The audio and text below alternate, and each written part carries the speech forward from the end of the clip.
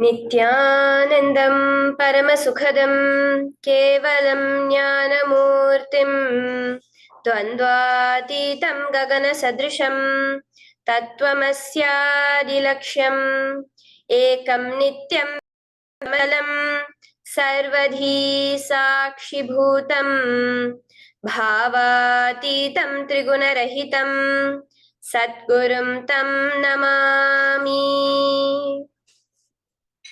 Welcome to Nithyananda Yoga, where we transcend the limits of conventional practice and dive deep into the source of our being, drawing from the original source of yoga itself. Today, we're embarking on a journey of a simple 308 asanas, the Dvitiya Vinyasa Krama. But it's not just about contorting the body or mastering complex postures. It is about connecting in oneness with the cosmos. Your body will be like wax, moldable and pliable. Today, as we embark on this journey, shed the notion of limitations. Forget the boundaries imposed by your bone and flesh. Instead, recognize yourself as the very source material of the cosmos, the consciousness from where we all come from. With each movement, you will not just be stretching muscles, you will be reaching into the depths of your consciousness. Visualize yourself as a sculptor, crafting your form with intention and precision. Want to grow 4 inches taller by the end of this session? Believe it, for your body is a wax waiting to be molded as per your intention. There is only one enemy towards this that we have built within each one of us, that is the parasites of negativity. Every muscle you have built in the moment of anger, of anxiety, of pain, of incompletion becomes the boundary of your consciousness. Today, we embark on a journey to detoxify ourselves, make us experience our original nature as divine. So as we go through these 12 components, which is so unique to Nithyananda Yoga, from the original source, the Vedas and Agamas, remember, you are not bound by limitations. You are the creator of your reality. Embrace your true nature. Let us sculpt our beings into an epitome of strength, flexibility, and bliss. Welcome to a transformative experience like no other, Nithyananda Yoga. There are 12 different components that consist Nithyananda Yoga. One is the asanas, which we traditionally know of. The various body postures revealed by Paramashiva to align the physical geometry of our body, the physical geography of our body, to the cosmic geometry, the cosmic geography. As Paramashiva says, Sthiram Sukham Asanam, that body posture which is steady, comfortable, because it's in its original nature of Paramashivatva. The second are the pranayamas, the various systematic breathing techniques that Paramashiva has revealed for each one of us, that connect us to the higher dimensions of the cosmos and increase the life energy within us. The fourth are the bandhas, the different internal locks of the body. The third are the mudras, the various hand gestures and body movements to seal that life energy within ourselves. The very word mudra means seals. You will be able to seal the space of oneness within you with Paramashiva. The fourth are the bandhas, the various internal locks of the body to awaken the Kundalini Shakti, our latent potential energy, and make us conducive for the ultimate experience. The fifth are the karanas, the beautiful dance movements of the body, revealed by Paramashiva to put you in the space of ultimate bliss, and which engage all the different parts of your body. The next are the visualizations.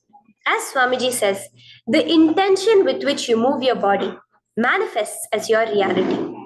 As you hold the visualization within you of the various gods and goddesses of KAILASA, of the various beings of this universe, you manifest the powers of those beings within you. The next are the japas, the various powerful energy vibrations of the cosmos that you will be subtly repeating in your throat center that will cause your very DNA to be bound to the cosmos, to your consciousness with the highest frequency possible. The next are the pramanas, the chanting of the sacred mantras, the original source scripture of Hinduism that reveal the science of Nithyananda Yoga, because as Swamiji says, yoga has a source and it is Hinduism. These original verses will manifest the vision Paramashiva had when he created yoga in each and every one of us. There are weights, which is an optional component, helps us to enhance our experience of Nithyananda Yoga as revealed from the source scriptures of Hinduism. The next are the mandalas, the cosmic geometrical representation.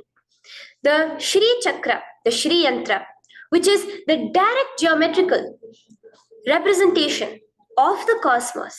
When you keep that in front of you and gaze at it throughout your Nithyananda Yoga, your body will fluidly just align itself to the cosmos.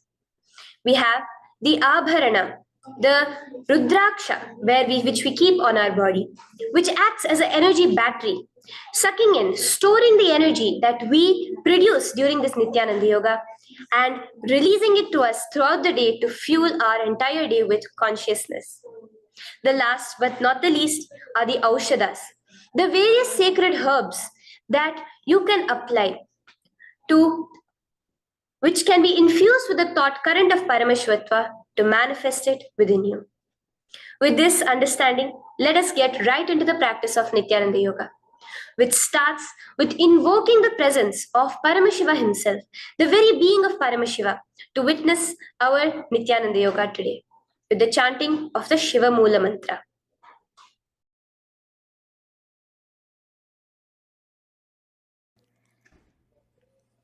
Let us now chant the Shiva Mula Mantra 11 times internally.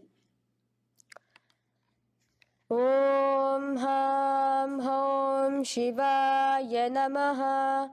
Om Ham Hom Shivaya Namaha.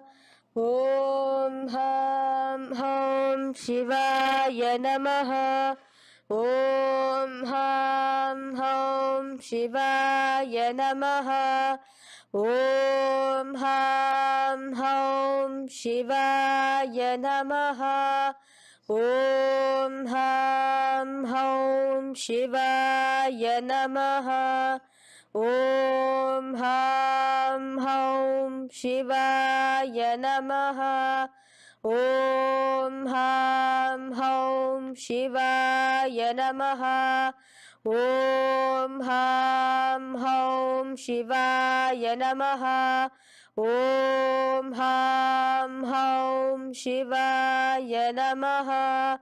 Om Ham Hom Shivaya Namaha. The next step of this ritual of yoga, as Swamiji reveals, yoga is a ritual, a methodology to connect yourself with the divine. As every ritual in Hinduism goes, we cleanse the three elements of our body, of the world, and of the ultimate with the Tattvachamanam.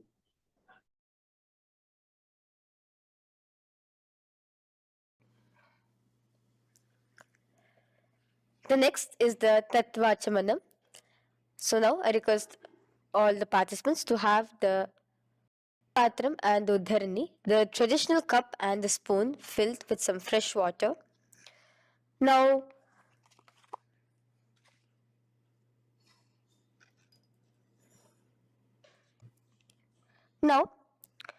keeping your right hand in the shape of a cow's ear, the Gokarna Mudra, pour an uddharani of water from the Panchapatram and chanting each of the following mantras internally, drink the water that flows through the base of the palm. Om Atmatattvam Shodayami Svadha. Om Vidyatattvam Shodayami Svadha. Om Shivatattvam Shodayami Svadha. Wash your right hand with water from the Panchapatram.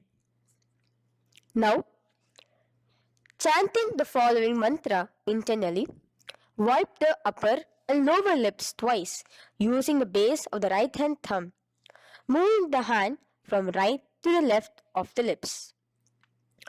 Om Ham Hridayaya Namaha. Wash your right hand with water from the Panchapatram.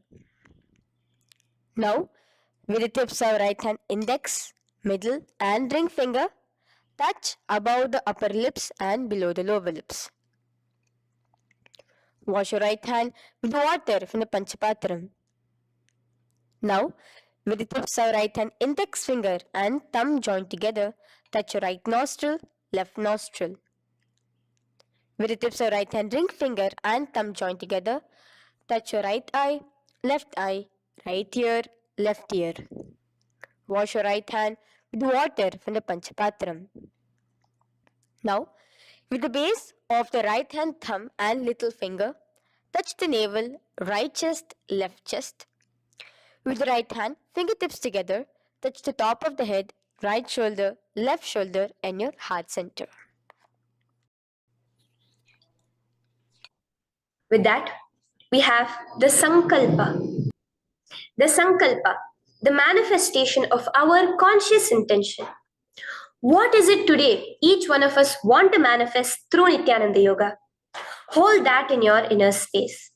Through this conscious intention, which directly happens with the blessings, with the grace of the Supreme Pontiff of Hinduism, Bhagavan Sri Nithyananda Paramashivoham, you will just see your intention manifesting as reality.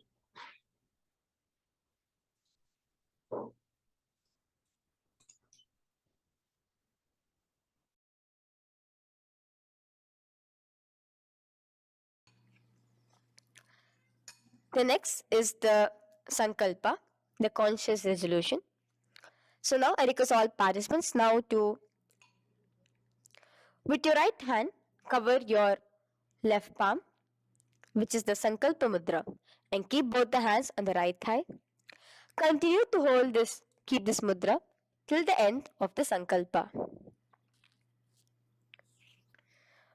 Om Mamopata Samasta Duritakshayaddvara Bhagavat Shri Nithyananda Paramashiva Prityartham Shri Nithyanandeshwari Paramashiva Shakti Sameta Shri Nithyanandeshwara Paramashiva Prityartham Cha शुभे शोभने मुहूर्ते अद्य ब्रह्मणः द्वितीय पराध्ये श्री श्वेतवराह कल्पे वैवस्वतमन्वन्तरे अष्टाविंशतितमे नित्ययुगे प्रथमे पादे जम्बूद्वीपे भारतवर्षे भरतखण्डे मेरोः दक्षिणे पार्श्वे शखाब्दे अस्मिन् वर्तमाने व्यवहारिके प्रभवादीनां षष्ट्याः संवत्सराणां मध्ये शुभनाम संवत्सरे शुभायने शुभऋतौ शुभमासे शुभपक्षे शुभतिथौ शुभवासरयुक्तायां शुभनक्षत्र शुभयोग शुभकरण एवं गुणविशेषण विशिष्टायाम् अस्यां शुभदितौ श्री कैलासोन्नत द्वादशान्त श्यामला पीठारूढ श्री मीनाक्षी सुंदरेश्वरा भिन्न स्वरूप परशिवपुत्र रत्नकुमार गुरुमन्यतुल्यावतार श्री पार्वती स्तन्यपान लब्ध दिव्य ज्ञान विश्रुत सकल निगमागम सारभूत द्राविड वेद प्रवक्त्रे श्रीमत् परम शिव करुणा समधिगत मुक्तामय चतुरश्रयान गीयमान छत्र चामर श्री कहलादि समस्त बिरदावल्यलंकृत ज्ञान विज्ञान चक्रवर्ती सर्वजन संग सद्यो निर्वाण दीक्षा व्याप वर्ग वर्ष विश्रान जीमूत परमत कलभ केसरी शैव सिद्धांत स्थापनाचार्य श्री राजाधिराज पांड्य महाराज गुरु क्षपन शाक्यादि महांधकार निवारण ज्ञान भानु वीक्षणा नरहार ध्वजोच्छेदन पूर्वक श्रीमद वृषभध्वज स्थापक शैव समय कर्त्रे सर्वज्ञ पीठारूढ़ श्री जगद्गुरु श्री ज्ञान संबंध देशिक स्वामी वागीश सुंदर माणिक्य वाचक स्वामिनाम अवतार भूत श्री ज्ञान संबंध स्वामी पुनरुद्धृत श्यामला पीत सर्वज्ञ पीत तृणवद्युत्तर द्विशततम गुरु महासन्निधान अरुणगिरि योगीश्वर परंपरागत अरुणाचल सर्वज्ञ पीठ गुरु महासन्निधान कैलास परंपरागत कांची कैलास सर्वज्ञ पीठ त्रयस्त्रिंशदुत्तर द्विशततम गुरु महासन्निधान नित्योत्सव नित्य मंगल नित्य कल्याण नित्य रजित कैलास परंपरागत आदि कैलास नित्यानंद पीठ महासंस्थान महासिंहासन पीठ कर्त्रे साक्षात् श्री परम शिव समुद्भूत कैलास परंपरागत वैवस्वत मुनि इक्ष्वाकु हरिश्चंद्र भगीरथ श्रीरामचंद्र सूरसेन इत्यादि अनवच्छिन्न सार्वभौम चक्रवर्ती परंपरागत चतुष्षष्टि योगिनी मंडित चतुष्षष्टि संप्रदाय प्रवर्तक मनुधर्म शासन सूर्यवंश प्राप्त सर्वज्ञ पीठ सुरांगी साम्राज्य मूधाभिषिक्त चूदामणे साक्षात् श्री परम शिव समुद्भूत कपिल महागुरु पुनरुद्धृत महानिर्वाणि पीठ अष्टोत्तर सहस्र श्री महामंडलेश्वर साक्षात् श्री परम शिव समुद्भूत श्री महागणपति समारंभ अनवच्छिन्न पीताधीश्वर गुरु परंपरा प्राप्त अतल पीता अष्टोत्तर सहस्रतम अष्टोत्तर सहस्र श्री अतल पीताधीश्वर धर्म मुक्ति स्वर्गपुर स्वर्ण पीता त्रयोविंश गुरु महासन्निधान कैलास परंपरागत आदिपीठ सर्वज्ञ पीठ जगद्गुरु श्री कैलास पुनरुद्धारक श्री कैलास परमाचार्य श्रीमत् परमहंस परिव्राजकाचार्य वर्य सच्चिदानंद प्रणव स्वरूप श्रोत्रिय ब्रह्मनिष्ठ श्रीमद् जगद्गुरु श्रील श्री भगवत श्री नित्यानंद परम शिव श्री ज्ञान संबंध देशिक परमाचार्य स्वामिनां प्रीत्यर्थम तेषां पादारविन्दयोः भक्ति सिद्ध्यर्थम कृपाकटाक्ष सिद्ध्यर्थम क्षेम स्थैर्य वीर विजय आयुरारोग्य ऐश्वर्यानाम् अभिवृद्ध्यर्थम धर्मार्थ काम मोक्ष चतुर्विध फल पुरुषार्थ सिद्ध्यर्थम समस्त दुरितोपशांत्यर्थम समस्त मंगलावाप्यर्थम भगवत श्री नित्यानंद परम शिव प्रसादेन सकुटुंबस्य ज्ञान वैराग्य जीवन मुक्ति प्राप्त्यर्थम भगवत श्री नित्यानंद परम शिव कृपा कटाक्षेण पूर्ण आरोग्य युक्त दृढ़गात्र यौगिक शरीर सिद्ध्यर्थम परम शिव शक्ति आविष्करणार्थम नित्यानंद योगाभ्यासं करिष्ये. Now wash your right hand with water from the Panchapatram. Om Apaupasprisya. Now, let's get started with the asanas. Okay? Sit first in a cross-legged position on the ground in Sukha. Bring your hands into the Bindu Mudra with your thumbs and index fingers touching each other. Place it on top of your knees. Here we have the Kumbhaka, the pranayama of Samana Kumbhaka. As you inhale and exhale, visualize flames licking up your spine. Do the bandhas, the locks, the Mahamudra Bandha, all three of the bandhas, where you are doing the Jalandhara Bandha, tucking in your chin to your chest, the Udyana Bandha, sucking in your stomach, and the Moola Bandha, clenching your perineum. For the first set of asanas, we have the japa Soham, which you'll be repeating in your throat center. As you do Sukhasana, visualize Lord Shiva in your inner space. The next asana is Parvatasana. Now, from the seated position, bring both your feet to the opposite thighs. Clasp your hands together in front of your heart center in the Anjali Mudra and raise it above your head. Keep your hands as straight as you can. Continue the Samana Kumbhaka and the Japa of Soham. Remain with all the three bandhas, the chin to your chest in Jalandhara Bandha, the stomach tucked in Udyana Bandha, and the clenched perineum in Moola Bandha.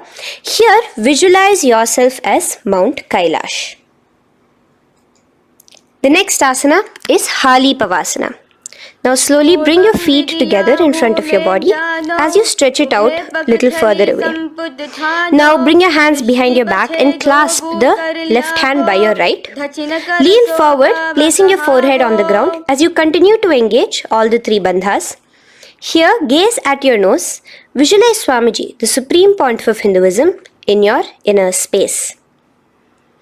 Now, in a similar position from Hali Pavasana, just release your hands, slightly get up and bring your hands in front of your body. Place them on the ground, cupping your hands, making a hollow in Nagi Pavasana. Visualize yourself as a snake, gazing at your nose. Continue the japa, the pranayama, and all three bandhas engaged. Now, raise up. This is Kokilasana. Hold your big toes with your index and middle finger in the Prana Mudra. Stretch your legs straight out and upwards. Cross it into Padmasana. Bring it to your opposite thighs. Lean forward and down onto your elbows. Again, tuck your chin into your chest, suck in your stomach, and clench the perineum in the Mahamudra Bandha. Visualize yourself as a bird in Kokilasana. The next is Nithyananda. Now, raise up again. Bring one ankle to the top of the opposite knee. Hold the elbows with your hands. Hold the respective elbows with the opposite hands. Again, engage all the three bandhas and rotate your arms in a circular motion. Keep the spine completely straight and gaze towards your nose. Visualize Swamiji, the Supreme Pontiff of Hinduism, in your inner space. Next is Gajasana. Press your hands onto the ground.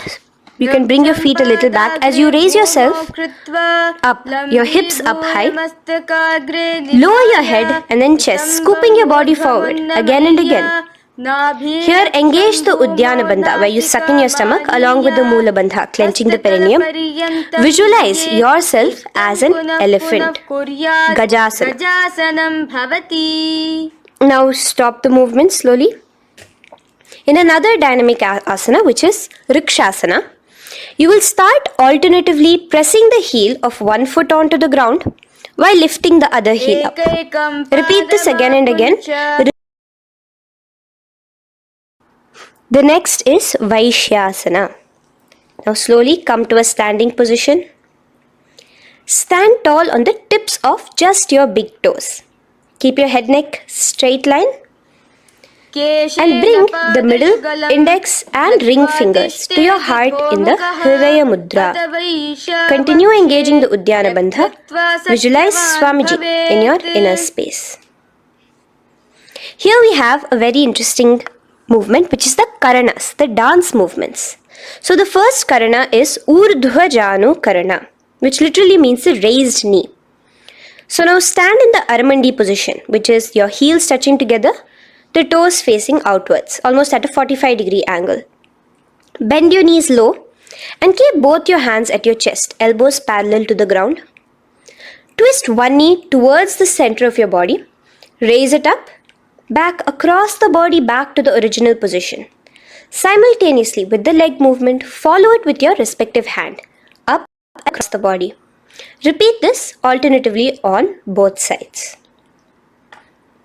Now, in Balalingasana, come back to a standing position, straight, and interlace your fingers from outside in. This is the Sarva Vashankari Mudra. Hold on to your knee, pulling it up towards your chest. Pull it tight. Continue to keep your spine straight. Engage all the three bandhas, the Jalandhara Bandha, the Udyana Bandha, and the Moola Bandha. As you are holding your knee, visualize yourself holding, caressing a baby. Balalingasana. The next asana is Pada Pidanasana. Now the same foot which is raised, clasp it with your hands and pull it behind towards your body, holding it with both your hands. Again, engage all the three bandhas, standing tall. Visualize Swamiji, the Supreme Pontiff of Hinduism, in your inner space.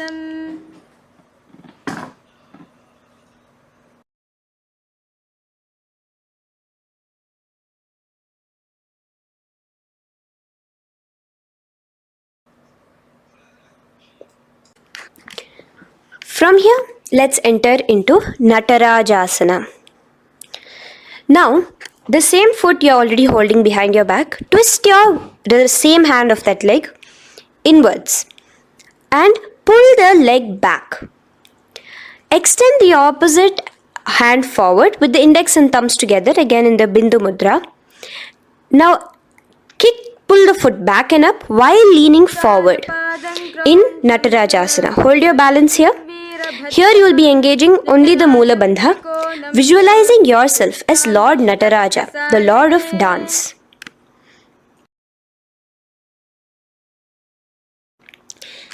Now again, let's repeat Balalingasana on the other side with the other leg.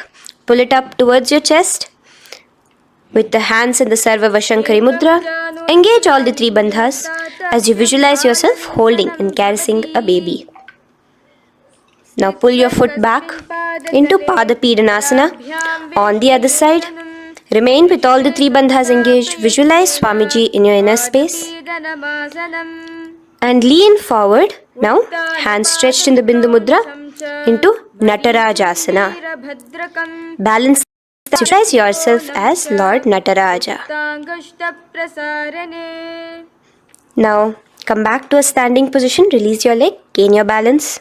As we enter into the Ardharechita Karana. Now again, bring yourself to the Aramandi position, heels together, toes pointed outwards and knees bent. Now from this position, bring your right foot onto the tips of the toes behind the left heel. The heel should be up. Bring your left hand towards your chest, parallel to the ground again, and extend the right arm out and wide like a pendulum. Bring it back towards your chest. Now while your arm is swinging, remember to move your fingers one by one inwards towards the palm and then outwards. Now, place right hand over the nose. Uncross your ankles. Let's do this on the other side also. Cross the left ankle behind and stretch the left hand out like a pendulum.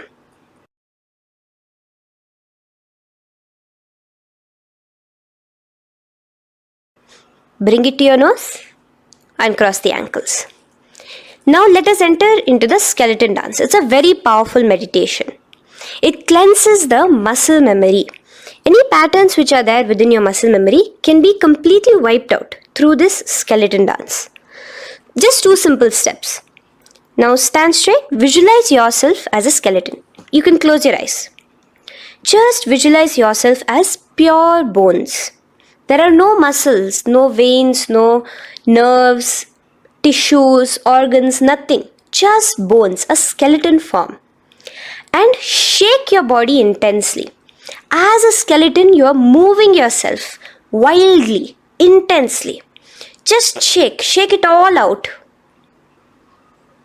Move your hands, move your legs, your head. Let there be no bone in your body untouched. Just move it. Move wildly. Shake, shake. Literally feel yourself throwing all the patterns out of your system with the intensity of your shaking.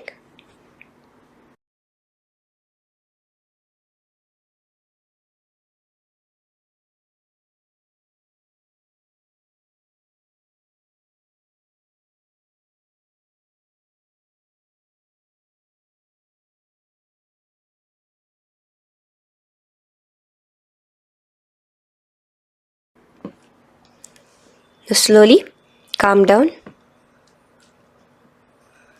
Take a few steps, gain your breath back. That's a powerful meditation we did. Let us do the next Karana. Again, come back to a standing position. Do the Aramandi. Your toes outwards, knees bent with your feet together. Now here, raise your hands above your head.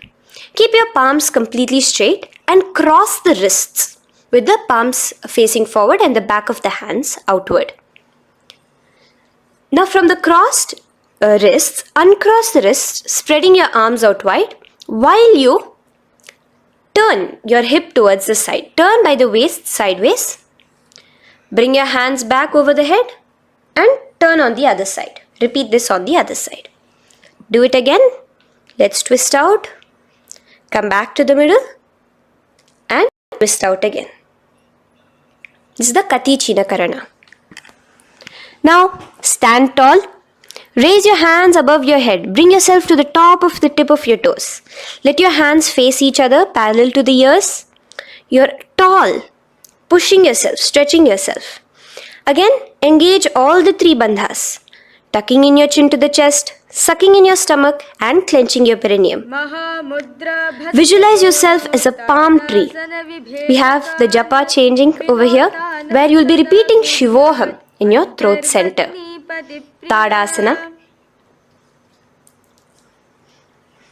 Now, as we enter into Uttanasana, relax and lean forward, bringing your hands on by the ground next to your feet. Keep your palms flat on the ground. Try your best. Engage all the three bandhas. Remain with all the three bandhas engaged as you visualize Swamiji, the Supreme Pontiff of Hinduism himself, in your inner space. Now jump your feet back into Tarakshvasana, coming to a plank position. Keep your hands shoulder width apart. Be steady there. Chin your chin to your chest in the Jalandhara Bandha as well as engaging the Moola Bandha. Now rotate your head while in the Jalandhara Bandha from shoulder to shoulder, side to side. This is Tarakshvasana. Visualize Swamiji, the Supreme Pontiff of Hinduism, in your inner space. Yes. Now lay flat onto the ground in Bhujangasana. Lower your entire body down. Now point your toes backwards. Keep your hands by the side of your chest and push yourself off the ground. Remember to use the strength of your lower back to hold yourself up. Open your mouth wide. Inhale through the hollow of your throat and exhale through your nose. This is the Bhujangani Mudra. In Bhujangasana, you will visualize yourself as a cobra. Now come back into a plank position. So you can tuck in your toes and come back into a plank position. In Shashasana, alternate bringing one knee towards your chest, back and forth. So you'll bring one knee front, push it back and bring the other knee. Repeat this again and again. Do the Sahaja Kumbhaka. Simple breathing in, breathing out. Engage the Moola Bandha, clenching your perineum. Visualize Swamiji, the Supreme Pontiff of Hinduism. Okay. Now place your legs back into the plank position as we enter into Rathasana. Again, bring one foot in your hands and alternate jumping one foot back and bringing the other foot forward simultaneously. Again and again. Continue the Sahaja Kumbhaka and the Moola Bandha engaged as you visualize yourself as a chariot, a Ratha, in Rathasana. Now, into Veerabhadrasana.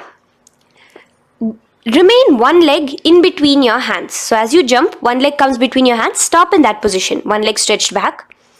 and raise yourself up into a standing position. So the front foot will be pointing forwards and bent at a 90-degree angle. The knee will be bent at a 90-degree angle. The other leg, which is extended back, the foot will be pointed sideways at a 45-degree angle. Now raise your palms, hands up, parallel beside your ears. Do the Uddiyana Bandha along with the Mula Bandha, pulling in your stomach in. Gaze towards your third eye as you visualize yourself as Lord Veerabhadra. Now relax down, switch your legs around and let us do Veerabhadrasana on the other side. Stretch your hands up, gaze towards your third eye, suck in your stomach in the Uddiyana Bandha and visualize yourself as Lord Veerabhadra. Okay, bring it together now. Let us move into Vrikshasana. Now stand tall, gain your balance here slowly. Bring one foot towards the inner thigh. Bring your palms together, raise them up above your head in the Anjali Mudra. Keep your elbows as straight as you can. Again, continue the Uddiyana Bandha, sucking in your stomach. Gaze forward, hold your balance, visualize yourself as a tree, the stability of a tree in Vrikshasana. Now, slowly bring your hands down. Now the foot which is in your inner thigh, bring it towards the opposite, to the root of the opposite thigh. Bring your hands in the Namaskar Mudra in front of your heart center together and visualize yourself here as Lord Garuda, just engaging the Mula Bandha alone here. This is Garudasana. Now let us repeat Vrikshasana on the other side. Slowly put your foot down. Bring the other foot to the inner thigh. Raise your hands above your head. Suck in your stomach in the Uddiyana Bandha and visualize yourself as a tree. Let's repeat Garudasana on the other side. Slowly bring the foot to the opposite thigh and lower your hands to be in front of your heart center. Release Dhyana Bandha, just engaging the Mula Bandha, clenching your perineum. Visualize yourself as Lord Garuda, the eagle vehicle of Lord Mahavishnu. Okay, bring both your feet to the ground now and spread them far apart from each other. Now keep one leg toes pointing forward and the other set of toes pointing sideways. Straighten your arms out parallel towards the ground. Bring your front arm down towards the front foot, beside your foot, while the other arm extends towards the sky. Visualize yourself as a triangle in Trikonasana. Now raise up and let's repeat Trikonasana on the other side. Switch the position of your legs around and go forward. The other arm raised towards the sky. Visualize yourself as a triangle. Now come back to a standing position. Bring your feet together. We are having another Karana, the Nikuttaka Karana. Bring yourself to the Aramandi position. Feet together, knees out wide. Here now bring your hands towards your chest, but keep both palms parallel towards each other. Bring your right foot onto the toes with the heels up. And simultaneously bringing the right hand towards the top. Now drop the right foot, simultaneously lifting the left foot onto the toes and switch the hands position. Now the left hand is on the top and the right hand is on the bottom. Repeat and let us do this repeatedly. Okay, relax now, come back to a straight position and sit down onto your toes. Sit on your heels with your toes on the ground, knees raised up off the ground, together in front of you in Angushtasana. Bring your hands together in the Namaskara Mudra in front of your heart center. We have a very interesting pranayama over here, which is the Bhramari Kumbhaka, where you will be subtly buzzing like a bee as you do this asana. The japa we will be entering into is Sadashivoham. In Angushtasana, engage the Mula Bandha as you visualize Swamiji, the Supreme Pontiff of Hinduism, in your inner space. Now in the same position, slowly bring your hands to the ground. Balance yourself as you stretch one foot forward, sitting on the heel of one foot and the other foot stretched forward, toes pointed upwards. Bring your hands to the Vara Mudra, just the tips of the finger on the ground while the palm faces forward, both your hands. Continue to engage the Mula Bandha, clenching the perineum as you visualize Swamiji, the Supreme Pontiff of Hinduism, in your inner space. Now, stretch, the leg is stretched forward, right? Stretch the same hand, the respective hand forward and clasp onto the big toe of that foot in the Prana Mudra with your index and middle fingers. The other hand, bring it to the back of the respective heel in Vidhunanasana as you visualize Swamiji in your inner space. Okay, bring your 2 feet back together as we repeat Saurasana on the other side. Stretch your left leg forward now. Palms in the Vara Mudra on the ground. Visualize Swamiji in your inner space. And lean forward into Vidhunanasana on the other leg. Clasp your toes. Bring the other hand to the back heel. Continue to visualize Swamiji.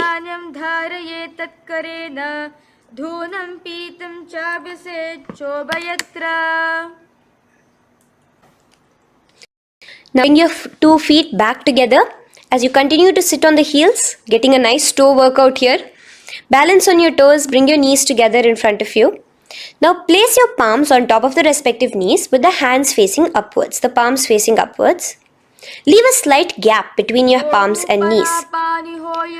As you gaze forward, engage the Jalandhara Bandha, tucking in your chin to your chest, and look between the gap between your hands. Brahma Jurankushasana. The next is Kapilasana. Now spread your knees wide and place them onto the ground. Keep your hands on the respective knees. Pull your stomach in and up in the Uddiyana Bandha. Gaze towards your nose as you visualize yourself as Maha Kapila Muni, the first man that ever started thinking. In the same position, just release that Uddiyana Bandha.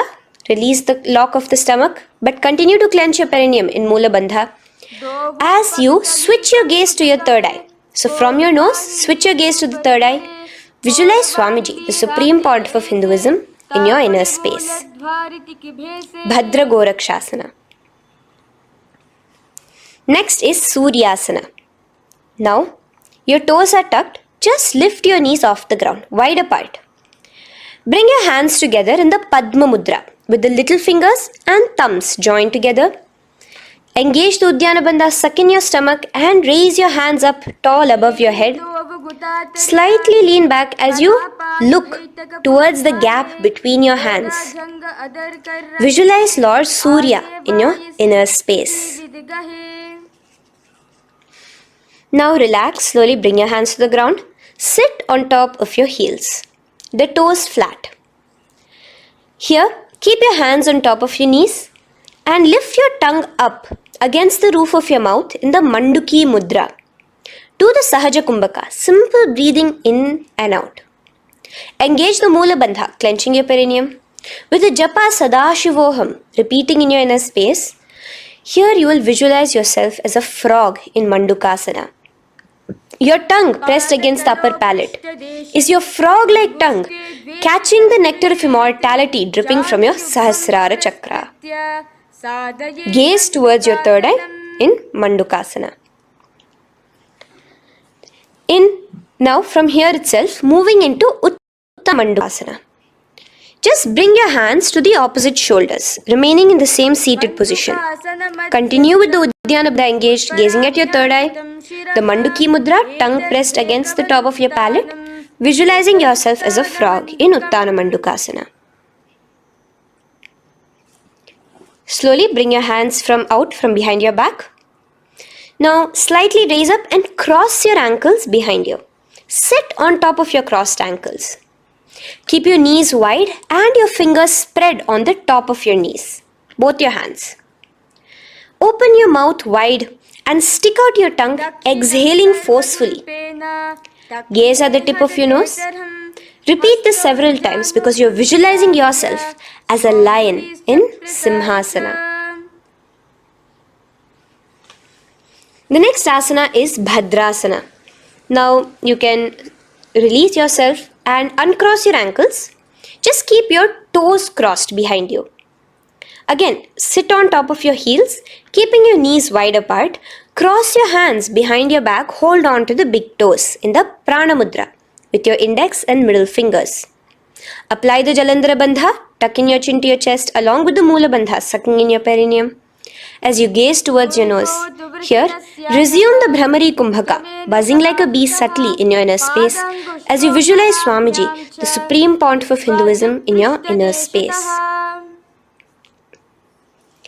Now bring your hands out from behind you. As you come here, bring yourself to a squatting position. Keep your feet flat onto the ground as close together as possible, but your knees opened wide. Bring your body in between your knees, your torso in between your knees, and take your arms in and around your knees towards the back, clasping your fingers, interlacing your fingers behind you in the Parashu Mudra. Gaze towards your nose. Visualize yourself as a crow in Kakabhusandhyasana. The next asana is Kani Pavasana. Unclasp your hands and place them flat onto the floor. Keep them shoulder width apart for good balance. Now, slowly bring your knees to the back of your arms, above the elbows. Lean your chin forward and down. Keep your gaze steady as you lift your feet off the ground. In Kani Pavasana, visualize Swamiji, the Supreme Pontiff of Hinduism, in your inner space. Now in the same position, slowly lower your head to the ground and stretch your legs up high, forming a tripod between your two hands and your head in Kapali Asana. Gaze at your nose, continue the Brahmari Kumbhaka, continue engaging the Mula Bandha and the Japa of Sadashivoham. Visualize Swamiji in your inner space. The next asana is Parshva Mayurasana. Slowly bring your feet down. Yes, relax. And now squat on your toes with your knees together and twist your body. Place both the hands to one side of your knees. Now bring one of your elbows to the knee, the other of your elbows towards the hip. Lean onto your arms, balance, extending your legs out to the side. Gaze towards your third eye, visualizing yourself as a peacock. In Parshva Mayurasana, as you do the pranayama, the Rechaka Kumbhaka, let your exhalations be prolonged and your inhalations be slightly shorter. Now relax, bring your feet to the ground and bring your body to the other side of your knees. As you repeat Parshva Mayurasana on the other side, lean forward, stretch your legs, gaze at your third eye, visualize yourself as a peacock. Now let's do Bhairaganathasana. Now come again to a plank position. Place your hands down, stretch your legs back and bring one foot around your shoulder to be placed in between both your palms. Gaze at your third eye. Just engage the Mula Bandha, clenching your perineum. Here, this is Bhairaganathasana. Visualize yourself as Lord Kala Bhairava. Slowly bring your foot out and bring the other foot in between your palms, remaining in the plank position. Continue to visualize yourself as Lord Kala Bhairava in Bhairaganathasana on the other side. The next asana is Unmukha Pithasana. Now from the same plank position, bring your forearms onto the ground. Be steady as you walk your feet closer towards yourself, forming like a slight mountain. In Unmukha Pithasana, gaze at your third eye. Continue the Rechaka Kumbhaka. Visualize Swamiji in your inner space. The next asana is Vashishthasana. Now, just raise yourself onto one of your hands. So, release your forearms off the ground and raise yourself onto your right arm. And keep your body completely parallel to the ground as you raise your left arm straight above your head. Visualize yourself as Rishi Vashishta as you do the Vashishthasana. Gaze to the hand on the top. Now slowly bring that hand down. As you switch the hands, bringing your right hand up towards the sky. Balance there, completely straight on your toes. As you visualize yourself as Rishi Vashishta, the Guru of Bhagavan Sri Rama. Now, bring your feet forward into Anjaneyasana. So here you will be sitting on your hips with your legs pointed forward and sit on top of your hands. So keep your palms facing upwards and sit on both your palms as you tuck your elbows into your body. Do the Rechaka Kumbhaka, continue the Rechaka Kumbhaka. Engage the Jalandhara Bandha, tucking in your chin to your chest, gaze at your nose, visualize yourself as Lord Hanuman in Anjaneyasana. Now, slowly release your hands under your body as you lean forward into Paschimottanasana.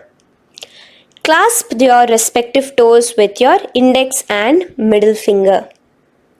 Lean forward and down, bring your elbows to the ground, your forehead towards your knees. Engage all the three bandhas, the Mahamudra Bandha. As you visualize Swamiji, the Supreme Pontiff of Hinduism in your inner space, with a new japa, Mahasadashivoham, starting here.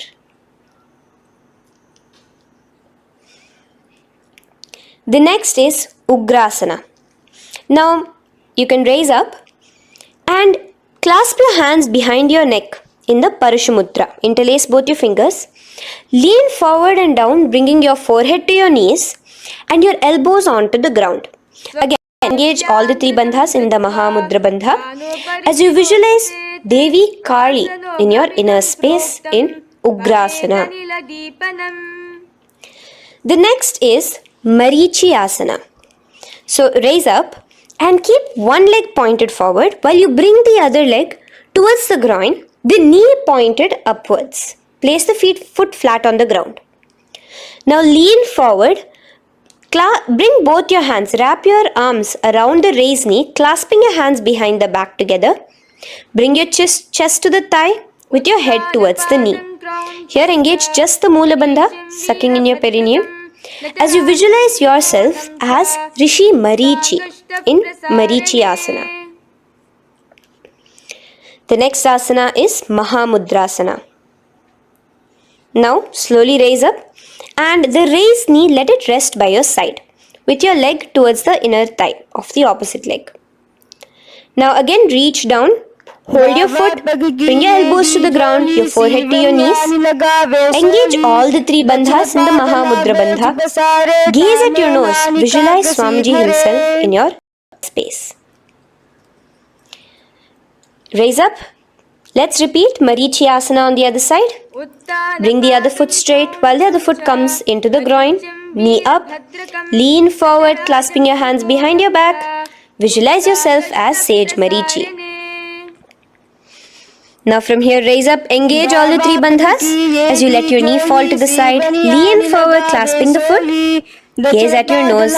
Visualize Swamiji in your inner space in Mahamudrasana on the other side. Now, bring yourself to a seated position. Sit and bring the soles of your feet together. Bend your knees and keep your heels as close towards you as possible. While try to touch your knees to the ground. Clasp your feet together with both your hands. Maintain a straight spine. Gaze towards your nose in Bhadrasana 2. Visualize Swamiji, the Supreme Pontiff of Hinduism, in your inner space. The next asana is Gwali Pavasana. Now, keeping your feet together, just bring your hands towards the respective knees. Just lightly place them there. Tuck your chin to your chest in the Jalandhara Bandha, continuing to engage the Moola Bandha, clenching your perineum. As you gaze at your nose, visualize Swamiji, the Supreme Pontiff of Hinduism, in your inner space. Now, push your soles slightly further away from you. The joint feet, push it further away from your body. And lean forward, keeping both your hands, the fingers inside of the feet. Hold the soles of your feet. Lean forward and down.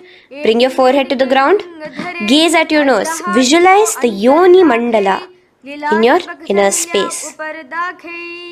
In Joni Asana. The next is Midiki Pavasana. Raise up. Stretch your arms out wide beside your body as you lean forward, your arms going over your knees. Bring your forehead to your feet. Continue to gaze at your nose. Visualize Swamiji, the Supreme Pontiff of Hinduism, in your inner space. Now, in Siddha Samadhi Asana, raise yourself up. Now, put your hands, your forearms, underneath the calves of the respective legs. Let your palms face up towards the sky as you bring your head down to your feet. Gaze at your nose as you visualize Lord Surya in your inner space in Siddha Samadhi Asana.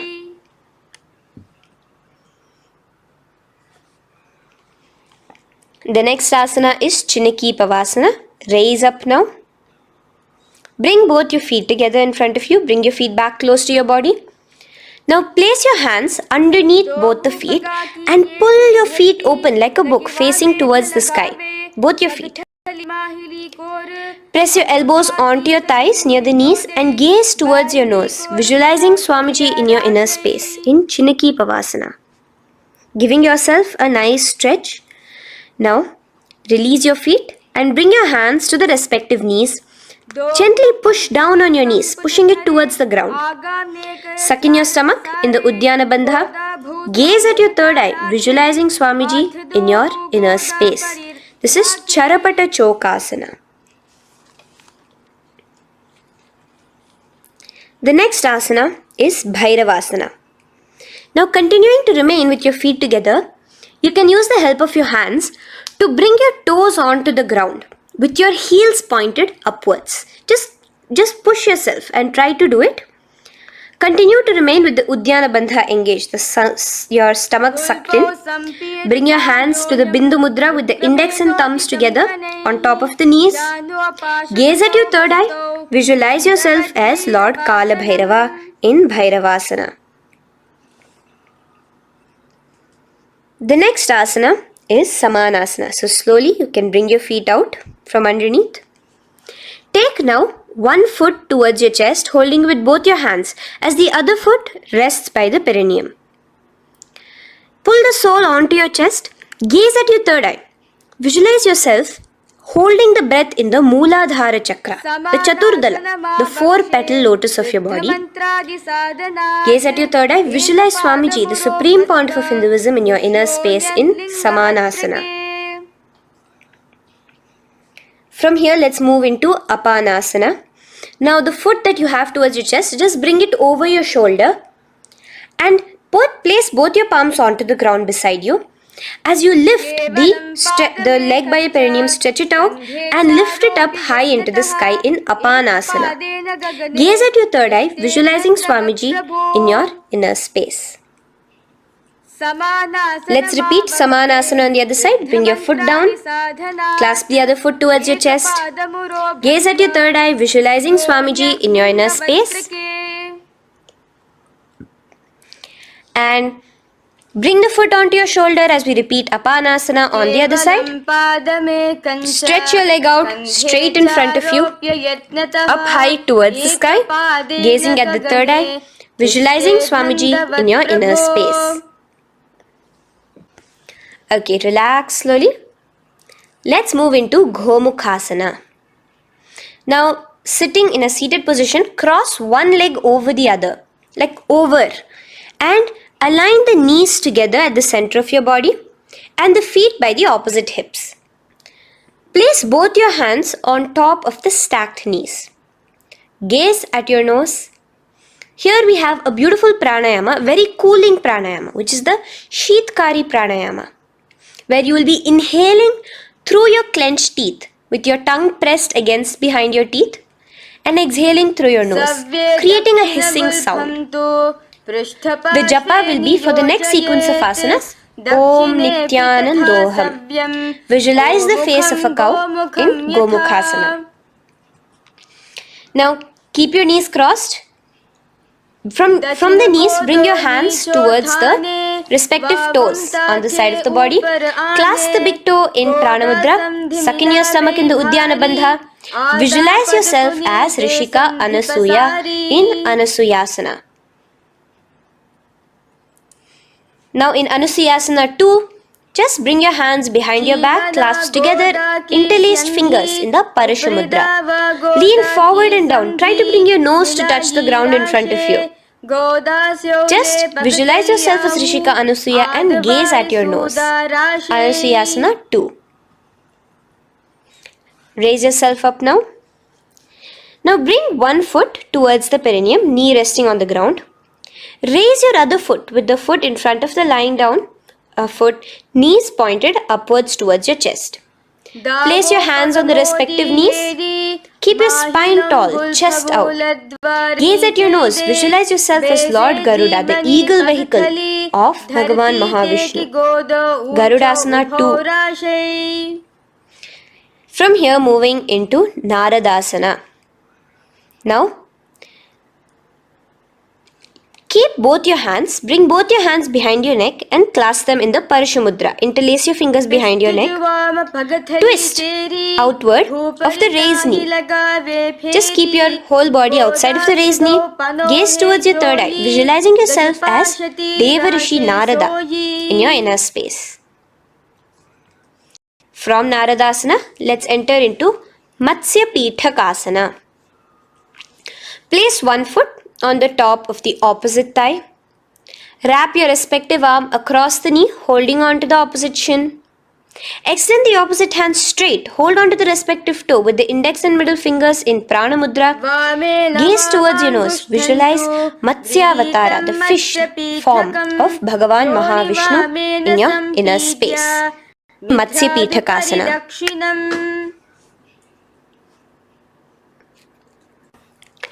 From there, let's repeat the Gomukhasana and the rest of the asanas on the other side too.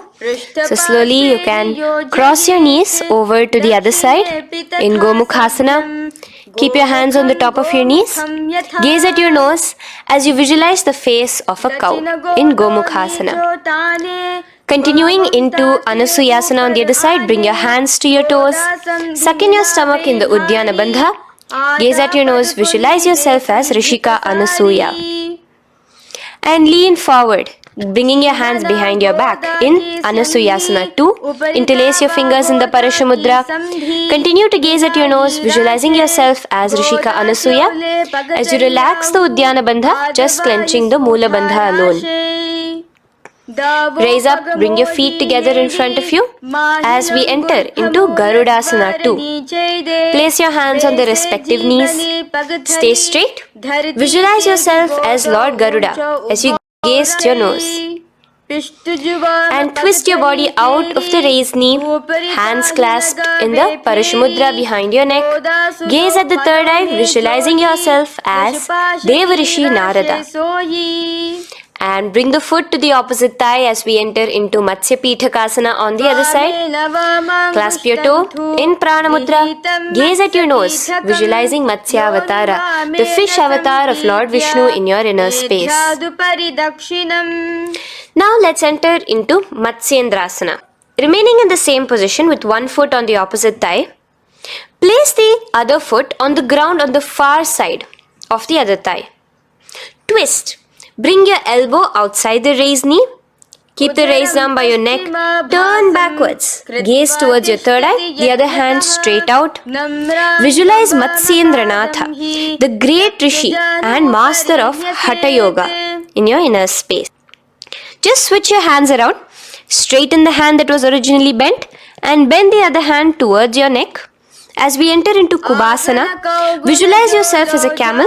Continue to gaze at your third eye.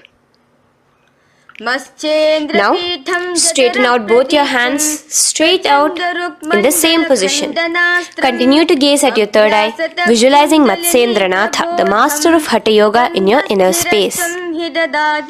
Now, slowly take your foot off from the thigh. As we enter into Matsyendrasana on the other side, bring the other foot to the thigh. Place the other foot on the far side. Twist, bringing your elbows outside of the raised knee, hands on the head. The other hand stretched out back. Twist, gazing at your third eye. Visualize Matsyendranatha in your inner space. Switch the hands around as we enter into Kubhasana. On the other side, remember to visualize yourself as a camel.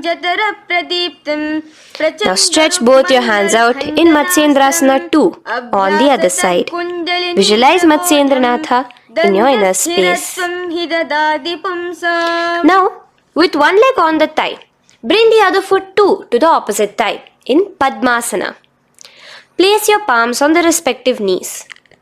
Engage all the three bandhas in the Mahamudra Bandha, tucking your chin to your chest, sucking in your stomach and clenching your perineum. We have a new pranayama here, which is the Shitali Kumbhaka, where you will continue to inhale through the teeth without creating the hissing sound, and exhale through your nose. A new japa of Om Nithyananda Mahasadashivoham starts here. Gaze at your nose in Padmasana, visualizing yourself as Bhagavan Paramashiva. Now, keeping your legs in the same position, just cross your hands over each other, clasping onto the toes with your index and middle fingers in the Prana Mudra. Gaze at your nose, visualize yourself as Devi Parvati, the consort of Lord Paramashiva in Padmasana 2. Now, uncross your hands. Take your hands and insert it into the gap between your thighs and your calves. Put both your hands within and pull it out on the other side. As you balance on your hands, lifting your whole body off the ground, visualize yourself as a rooster in Kukkutasana. Now relax.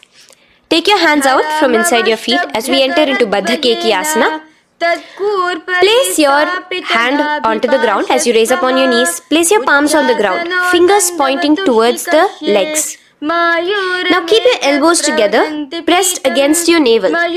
Slowly lean forward, balancing, and extend your knees off the ground, visualizing Swamiji in your inner space. In the same position, stretch your legs out behind you.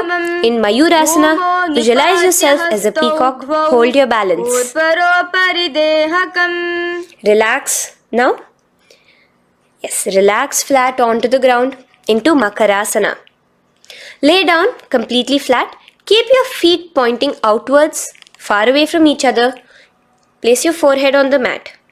Interlace your fingers behind your neck in the Parashumudra. Just relax, visualizing yourself as a crocodile as we go back to the Sahaja Kumbhaka, the simple breathing in, breathing out. Just keep the Moola Bandha alone engaged.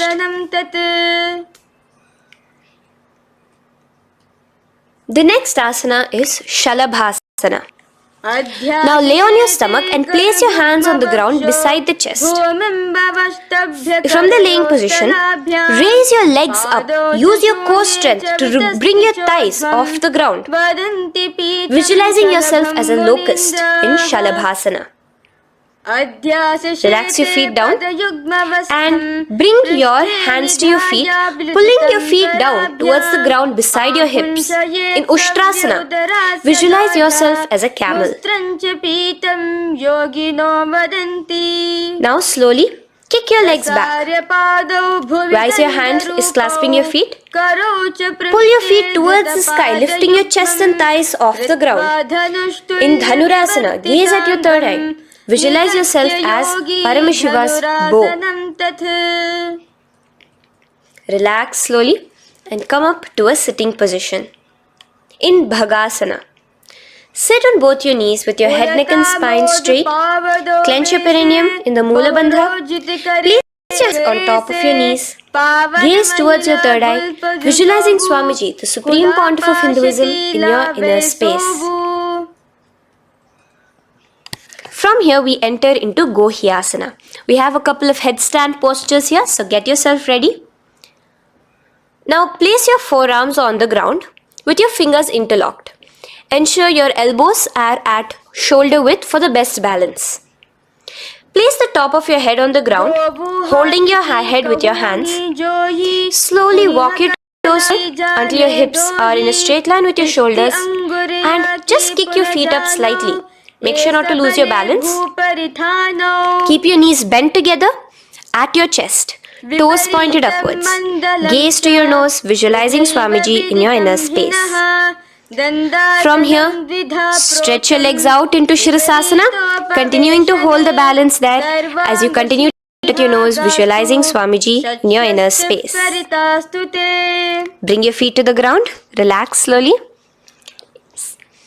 The next asana is Podhyasana. So come to a seated position. Bring your hands behind your calves, stretching your legs up and your forehead to your knees. Visualize Swamiji in your inner space. Here we have a new Kumbhaka, which is the Bhastrika Kumbhaka, where you will be exhaling forcefully, making the sound of a bellows. Podhyasana. The japa for this next series is Om Nithyananda Paramashivoham, the Mahavakya. Relax yourself. Continuing to remain balanced with your legs up, just bring your hands to the opposite shoulders. In Parighasana, visualize yourself as a mace as you gaze towards your third eye. Now relax. Keep your elbows and palms onto the ground as your legs are raised.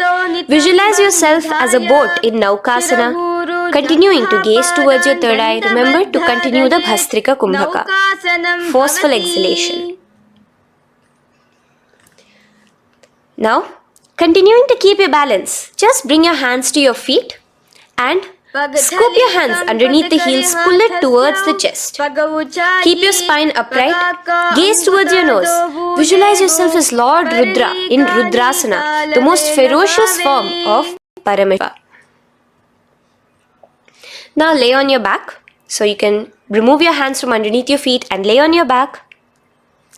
With your feet flat on the ground, knees pointed upwards. Now place your palms down. Just let your fingers touch the back of your heel. Do not clasp your feet. Lift your hips up high, pressing the feet onto the ground. Chin tucked to the chest in the Jalandhara Bandha automatically. Gaze at your nose, visualizing Swamiji in Unmukha Pithasana 2.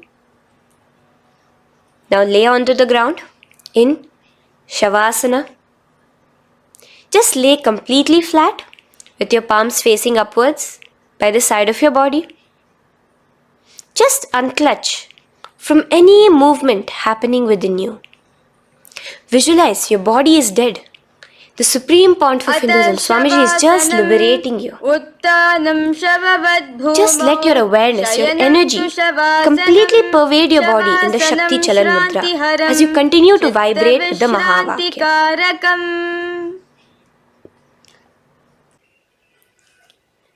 Roll over to one side and come to a seated position. Feel the life entering your body back. In a seated position, let us get continued with the sequence. We have 200 asanas more to go, starting with Yatha Sanishtasana. In Yatha Sanishtasana, sit in any posture you are completely comfortable in. Bringing your hands into the Bindu Mudra with the thumbs and index touching. Start off with the Samana Kumbhaka. As you're inhaling and exhaling, feel flames licking up your spine. Clench your perineum in the Moola Bandha with the japa Om Nithyananda Paramashivoham for the remaining of the sequence. Visualize Swamiji in your inner space. From here, moving into Samasana, where you bring your feet to a cross-legged position. Keep your hands on your knees with the thumbs and index touching in the Bindu Mudra. Just inhale and exhale as you visualize Swamiji in your inner space. The next is Muktasana. Press your left foot against your genital region. Place the right foot on top of your left. Keep your hands facing downwards on top of your knees. Sit straight, gazing towards your nose. Visualize yourself as a sage liberated by Swamiji himself. Now, continue to remain in the same position as we go into Siddhasana, where your gaze will be switching from the nose to your third eye. Continuing to visualize Swamiji in your inner space, ensure the Moola Bandha, the perineum, is locked. in Siddhyasana now. Continuing the same position. Engage all the three bandhas. Sucking in your stomach, bringing your chin to your chest in the Mahamudra Bandha. Switch the gaze to the ground in front of you from your third eye. Visualize Swamiji in your inner space. Now, relax the Uddiyana Bandha and Jalandhara Bandha. Just keep the Moola Bandha, the perineum alone clenched, as we enter Rudrasana 2, where your legs will remain in the same position, just your hands alone, from resting on your knees, will turn around to the Bindu Mudra, the thumbs and index touching. Gaze towards the third eye, visualize yourself as Lord Rudra, the fierce dimension of Paramashiva. The next is Santadhunasana. Keep your hands in the Bindu Mudra, your legs crossed in the same position. As you switch your gaze from your third eye to your nose, visualizing Swamiji, his tranquility, unshakable nature. Now, relax the Bindu Mudra, keep your legs in the same position, and bring your hands to your navel, cupping one palm over the other in the Samputa Mudra. It looks sort of like a lotus bud. Continue to visualize Swamiji in your inner space in Siddhasana 2. The next asana is Bandha Yoni Asana. Maintaining one heel over the other in the same position of the legs, bring your hands to your face in the Shanmukhi Mudra. So just listen carefully now. Bring your little fingers beneath the bottom lip of both hands. Your ring fingers above your upper lip. Your middle fingers closing your nose, your nostrils. Your index finger covering your eyes. And your thumbs pressed into your ears. This is Bandha Yoni Asana, visualizing Swamiji in your inner space.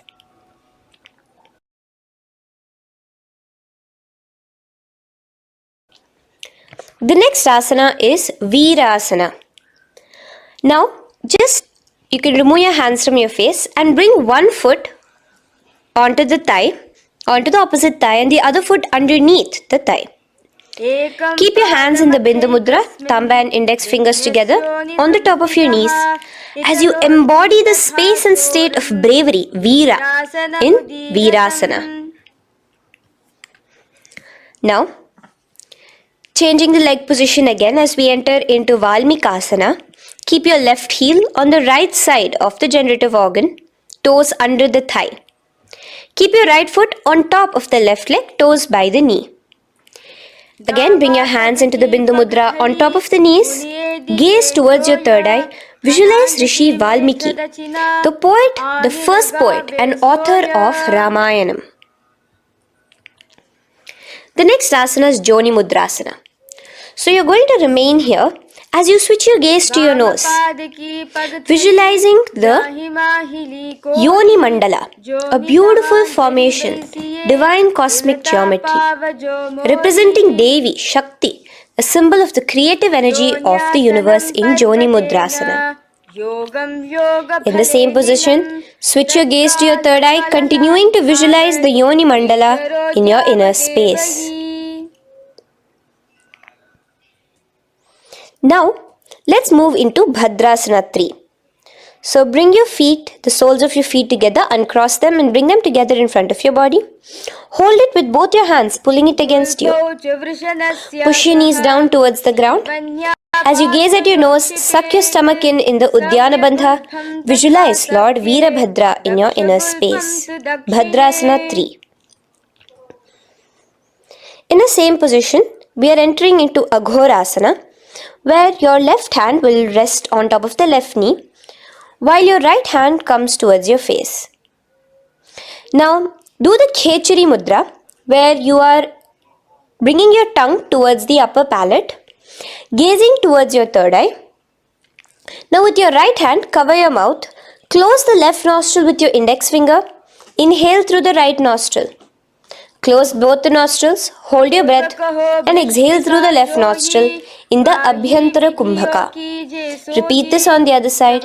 Visualize yourself as an Aghori, completely dedicated to Paramashiva in Aghorasana. The next asana is Kaneri Pavasana. So you can distance your feet a little away from your body. As you lean forward, place your elbows onto the soles of your feet and rest your chin on your palms. Gaze at your nose, suck your stomach in Uddiyana Bandha. Here, continuing with the Rechaka Kumbhaka, where your exhalations are prolonged than your inhalations, visualizing yourself as a female elephant drinking water in Kaneri Pavasana. The next asana is Parasana. So now, come to a seated position, raise yourself up and keep your knees raised. Bring your hands underneath your knees, between your calves and thighs, and clasp them together. Interlace your fingers in the Parashamudra in front of your navel. Lift your feet off the mat. Visualize Swamiji, the Supreme Pontiff of Hinduism, in your inner space as you gaze at your nose in Parasana. The next asana we'll be moving into is Gopi Chandasana. Now take your hands out from in between the feet as let your feet rest on the ground. Take your hands out from underneath your calves. Interlace your fingers around the feet with the soles of the feet together and raise it up towards your chest. Rest your knee on top of your feet. Gaze at your nose. Embody the state and space of a king in Gopi Chandasana. The next asana is Udarasana. So now just quickly release your legs, bring your hands underneath your calves and hold on to your feet again from inside out. Both your feet together. Bring your feet up to your chin, resting your chin on top of the interlaced fingers. Bring your feet to your chest, gaze at your nose, visualizing your body, the Supreme Pontiff of Hinduism, free from any defects in Udarasana. Now, in the same position, just lift your legs up towards your head. Let the top of your hands come towards the top of your head, your forehead.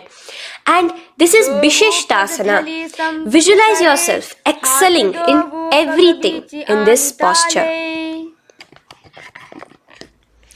Now, slowly relax.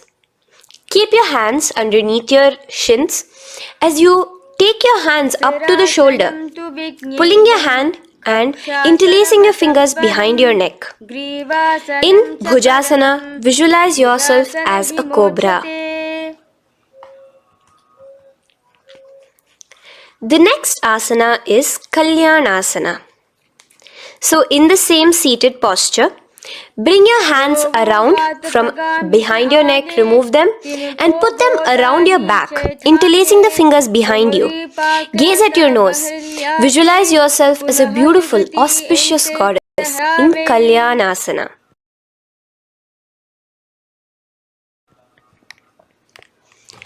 The next posture is Sankatasana. So now, uncross your hands from behind you. Release yourself completely onto the ground. Place your left knee on the mat and the left foot flat. Sit on top of your left foot, knee pointed forward. Raise your right leg on top of the left, bringing the right heel to the left hip. Place your hands on the opposite knees. Here, do the Ujjayi Pranayama. As you inhale and exhale, make the sound of an ocean. Visualize yourself as a swan, a beautiful swan in Sankatasana. The next is Dhenukasana. Just in the same position, slide your left heel to the left hip. Keep your right knee on top of the left. Place both your hands on your right thigh. Visualize a cow in your inner space as you suck your stomach in the Uddiyana Bandha, Dhenukasana. Now slowly uncross your legs as we move into Matsyendrasana. Place the right foot on the left thigh, left foot on the right knee. Bring your left hand behind your back, hold the right thigh. Twist a little bit. Place your right hand on your left thigh. Twist your body, gaze towards your third eye, visualizing Swamiji in your inner space. The next asana, Matsyendrasana 2, just untwist your body. As you clasp the respective toes of both your feet with your hands, lean forward and down, bringing your forehead to the ground in front of your feet. Visualize Swamiji, the Supreme Pontiff of Hinduism, in your inner space. Raise up now. Keep your legs in the same position. We have the Guru Asana. Interlace your fingers together and place it over the topmost knee. Suck in your stomach in the Uddiyana Bandha, clench your perineum in the Moola Bandha, tuck your chin to your chest in the Jalandhara Bandha. As you engage all three bandhas, visualize Swamiji in your inner space. Let us now repeat Sankatasana on the other side. So, you can release your hands, your legs as you cross the other leg over. Visualizing yourself as a swan, remember to put your hands on the opposite knees. The next asana, Dhenukasana, repeating it on the other side. Slide your leg out, bring both your hands to the topmost knee. Suck your stomach in the Uddiyana Bandha.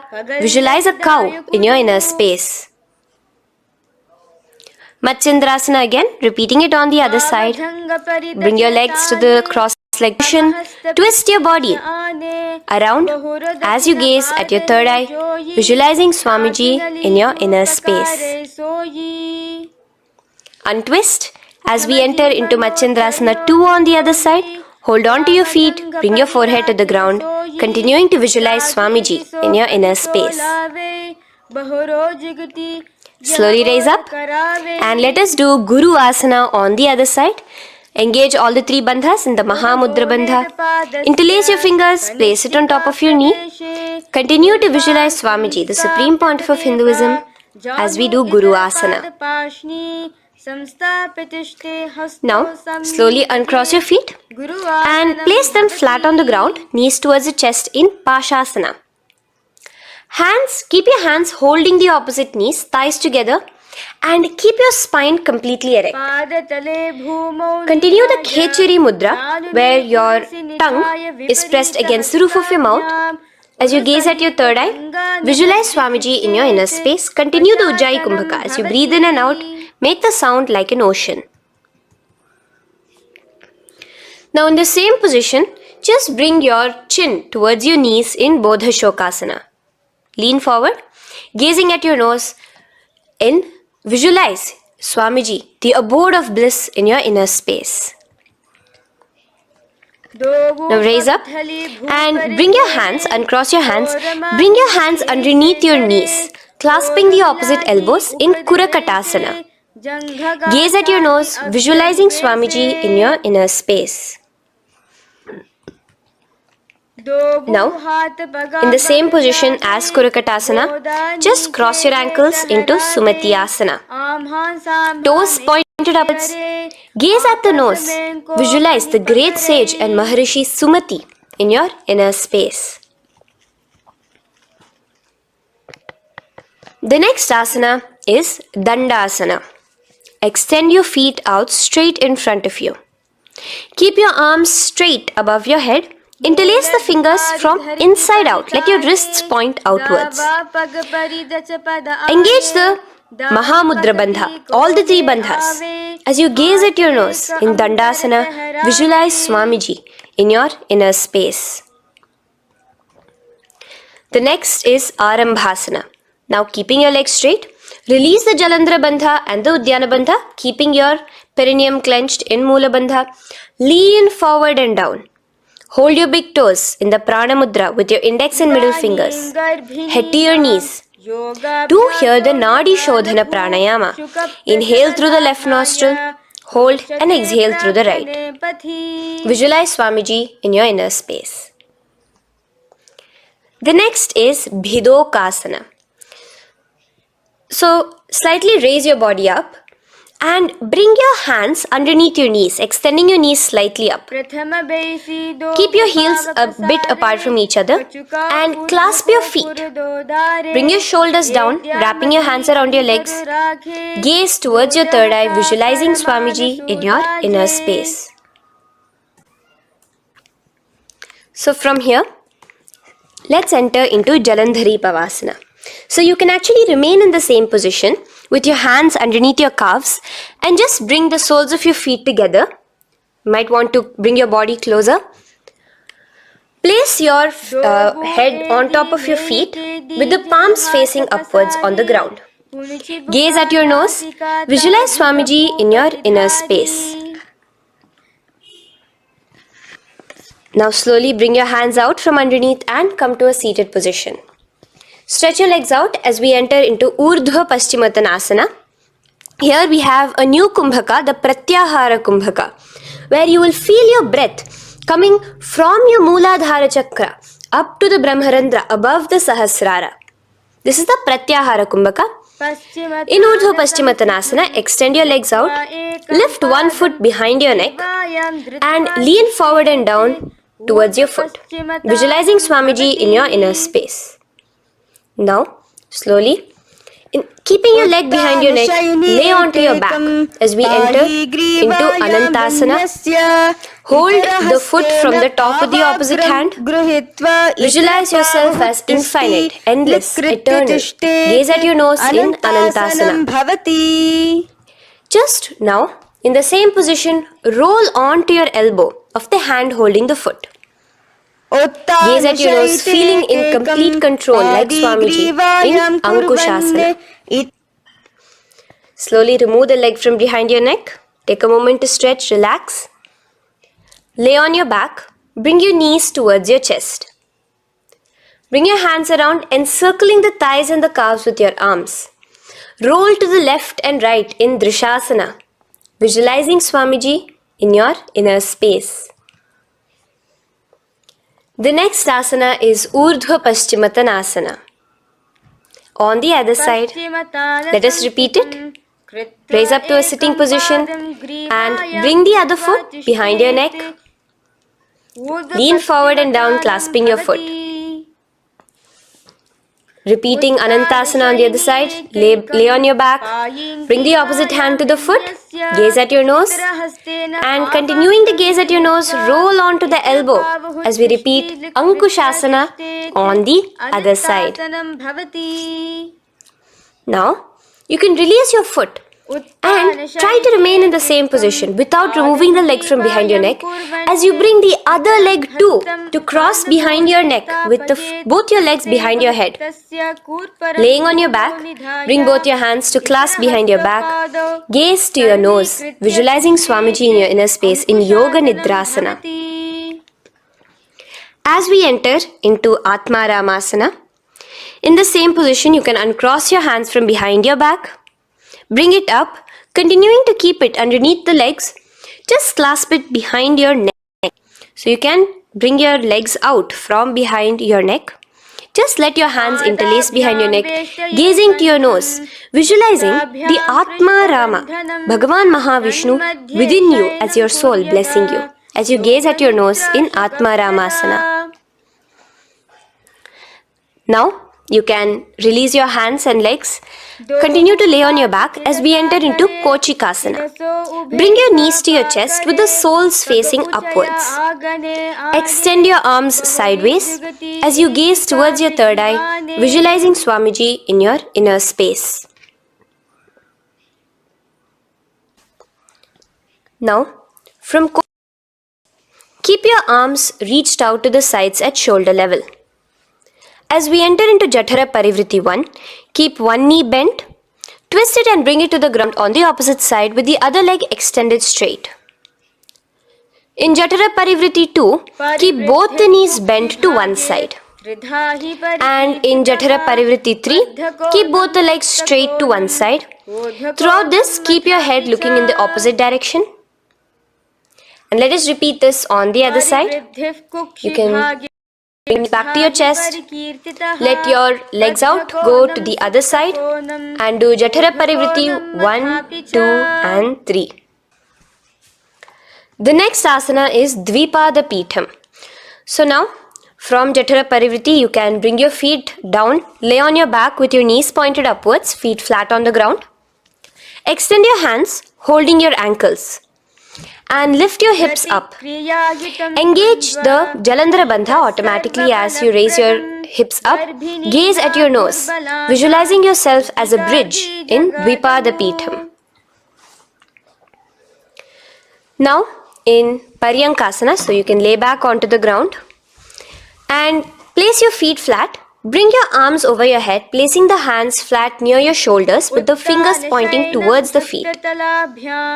Lift your entire body up off the ground in Paryankasana as you visualize yourself as sturdy as stone furniture.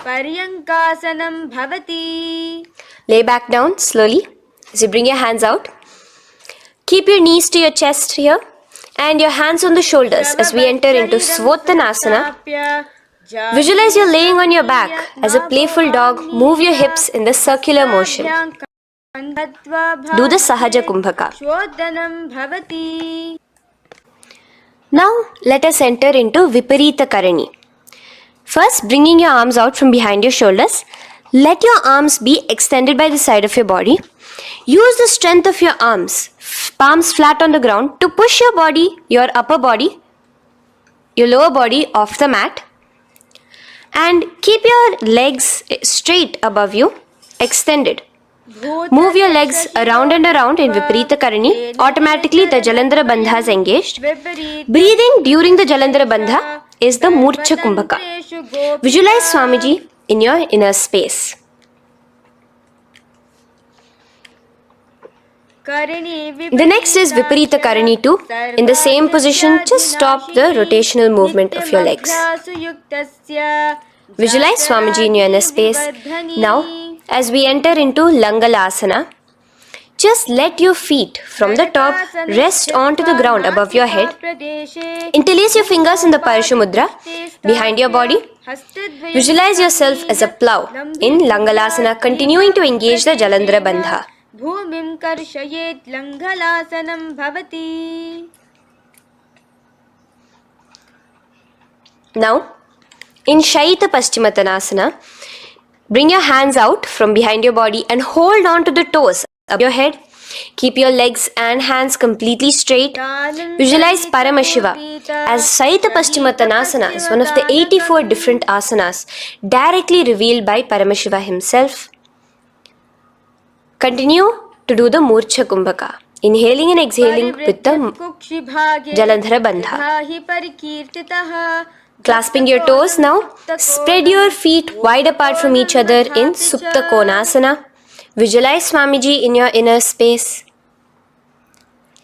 Bring your feet back together as we enter into Chakrasana. Clasp your ankles, keeping your legs and hands completely straight above your head. Visualize yourself as a chakra, a wheel in Chakorasana. Now slowly rest your back onto the ground. Keep your legs raised up in Supta Prasarita Padangushtasana. Clasp the respective toes in the Prana Mudra with your index and middle fingers and spread your legs out wide apart from each other. Visualizing Swamiji in your inner space, restart the Ujjayi Kumbhaka where you're inhaling and exhaling, making the sound of an ocean. Bring your feet together in Supta Padangushtasana in the same position, continuing to visualize Swamiji in your inner space.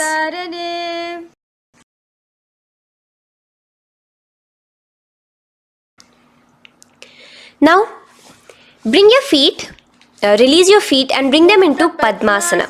As you lay flat on your back in Matsyasana, hold the opposite elbows over your head, gazing at your nose. Visualize Matsyavatara, the fish form of Bhagavan Mahavishnu.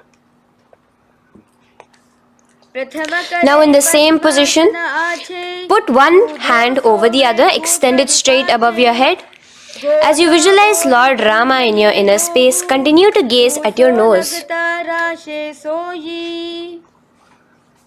Now, slowly bring your hands to your hips as we enter into Sarvangasana. Lift your hips and legs up into the sky, crossing your legs in Padmasana. Let your hands support you, your elbows on the floor. Do the Jalandhara Bandha as you gaze at your nose in Sarvangasana. Now, bring your hips back onto the ground in Vrishchikasana. So in the Padmasana, just remove one foot alone. Keep one foot on the opposite knee as you pull the knee towards your face. Let your hands stretch out above your head, hooking forward as you raise your upper back off the ground, visualizing yourself as a scorpion in Vrishchikasana, gazing at your third eye. Do the Jalandhara Bandha, tucking in your chin to the chest. Now just switch your legs around as we repeat Vrishchikasana on the other side. Continuing to visualize yourself as a scorpion, gaze at your third eye. The next asana is Vrishapada Kshepasana. So come now to a complete flat position on your mat.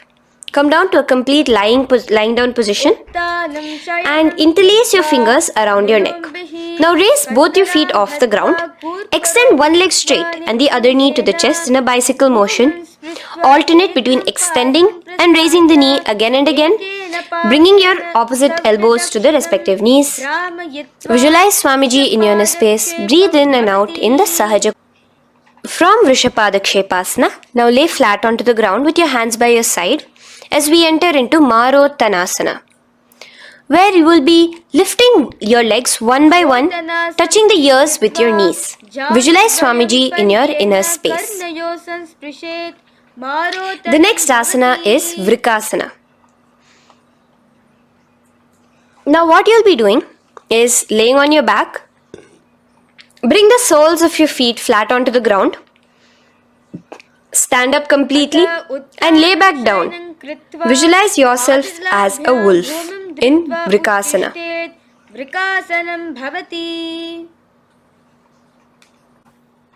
Now come back to a seated position as we enter into Luthasana, where you are going to be quickly throwing your legs above your head as you roll over completely, finishing in a prone position. Do this a couple of times. Come forward, roll over. Come forward and roll over again. Visualize Swamiji, the Supreme Pontiff of Hinduism, in your inner space. Now, take a moment to relax. Lay on your belly with your toes extended in Sarathasana. Keep your hands onto the ground by your shoulders. Now here, contract your lips and make a sound like a flute, whistling while inhaling. Visualize yourself as a ratha, as a chariot carrying warriors into battle for dharma on your back. Now from Sarathasana, let us enter into Dehalyullanghanasana. So place your palms on the ground and bring yourself to a plank position. Jump your leg forward and back between your arms, visualizing Swamiji in your inner space. Jump forward now. When your legs are between your hands, stand tall. Holding your toes with your hands, walk back and forth. Visualize yourself as a wise 60-year-old elephant in Jatyasana. Now come to a standing position. The next is a beautiful Karana, the Lolitika Karana. So keep your knees bent, feet pointing outwards again in the Aramandi position. Bend your elbows, keeping your hands at the chest level. Now swiftly move your arms across the body, bringing it back to the center and tilt your head back. Opening your chest up towards the sky, move your head in all the directions. Now stand back straight as we enter into Sarpasana. So stand erect like a rod with your arms by your side, hands touching the thighs. Visualize Devi, Kundalini, raising up and curling upwards around your body in Sarpasana. The next asana is Ushtra Sadanasana. Lean forward and down, standing on top of your palms. Begin to move and walk like a camel, visualizing yourself as a camel. In the same position, continuing to walk around, switch your visualization to visualizing yourself as a horse as you start to walk around like a horse in Ashvasana. Now raise up tall as we enter into Kapota Nitakasana. Interlace your fingers behind the back Pulling them down towards your calves, open up your chest. Keep your hands in the Parashamudra. Visualize yourself as a soaring bird diving down in Kapota Nitakasana. Now, stand tall as we enter into another Karana here, the Tala Pushpaputam Karana. Bring yourself to the Aramandi with your hands in the Namaskara Mudra. Simultaneously now, open up your palms while raising one heel off the ground, slightly lowering the waist and shoulder of the heel you have raised. Visualize you're offering a bouquet of flowers to Paramashiva as you come back to a standing position and repeat this on the other side. Let's do this a few times, offering flowers to Paramashiva. Now, come to a standing position. Stand straight and bring your hands together in the Namaskara Mudra. Slightly lean forward.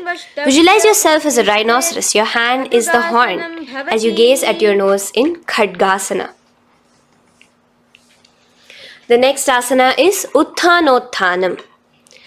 So come to a standing position and sit down all the way as low as you can to the ground and stand up.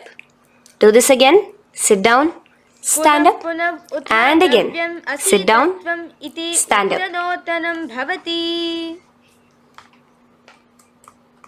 As you gaze at your nose throughout this. The next asana is Musalasana. Now come back to a standing position. Raise your hands above your head. Tall as you jump up and down repeatedly. Visualize yourself as a mace. Jump here in Musalasana. The next asana is Uchirshaka. So come back to a standing position. Pull the sole of one foot towards your belly. Now with the other leg, sit down and stand up. Release the leg. Pick the other leg up, pull it towards your belly. Sit down and stand up in Uchirshaka as you visualize Swamiji in your inner space, gazing at your nose. The next is a Karana, which we will be entering into, the Parshvajanu Karana. So again, bringing yourself to the Aramandi position. Bend and lift one knee towards your chest, pointing the toes downwards. Keep your arm around the knee, holding it with the hand in a fist. Let the other hand hang down on the thigh, wrist twisted, fingers pointing inwards. This is the Parshvajanu Karana. Now slowly release as we enter into Tandavasana. Stretch one leg out straight in front of you as you alternate between sitting and standing. Visualize yourself fiercely dancing as Paramashiva. Raise the foot to the inner thigh of the opposite side. As we enter into Brahmanasana, let your hand be resting by the sides. Keep your standing leg erect like a rod. Visualize yourself being blessed by Lord Brahma. Now, you can bring the left foot, right knee, and rotate it, tucking the left toes on the other side of the right calf. Simultaneously, cross your left arm below the right, bring your palms together in the Namaskara Mudra. Visualize yourself as Lord Garuda in Garudasana 3. Now slowly uncross your legs and hands as we enter into Ekapadasana, coming to a standing position. On the right leg, bring your left foot to the opposite thigh with your hands relaxed by the knees. Now take a hold of the raised foot with your hand in the Prana Mudra. Stretch your leg out wide, out to the side, and rotate your body quickly on the standing leg. Visualize yourself as the North Pole star in Dhruvasana. From here now, in the foot which is in your hand, just slowly, once you finish the rotating movement, in Trivikramasana, bring it up towards the back of your neck. Stand as tall as you can and alternate between sitting and standing. Visualize Bhagavan Mahavishnu in your inner space. Now you can take the leg out from behind your neck and stand straight. As we repeat the Parshvajanu Karana on the other side, bring your knee up to your chest, clasp your knee in a fist while the other hand comes to the opposite thigh. Hold there for a second and stretch your leg out In Tandavasana, sit and stand. Visualize yourself fiercely dancing as Paramashiva. Bring the foot to the inner thigh, standing straight like a rod. Get your hands by your sides. Visualize yourself being blessed by Lord Brahma. In Brahmanasana on the other side. Move into Garudasana 3 on the other side as you rotate your leg over, your hand under. Visualize yourself as Lord Garuda. And uncross yourself as we move into Ekapadasana on the other side. Bring your foot to the inner thigh, to the root of the thigh, and stand straight. Clasp your toes, stretch it out as we go into Dhruvasana on the other side. Visualize yourself as a pole star rotating quickly. Come back to a standing position and bring your foot behind your neck. In Trivikramasana, sit and stand. Visualize Vishnu, Bhagavan Mahavishnu in your inner space. Now, stand tall as we do the Samanakha Karana. Stand with your feet close together, toes slightly pointed outwards. Keep both the hands to the side of the body. Take a moment to breathe in and breathe out and relax. Now, slowly relax and from the standing position, slowly bend forward, bringing both your hands underneath your knees. Now, once you have squatted down fully, interlace the fingers together in the Parashamudra. Bring that interlaced fingers in front of your navel.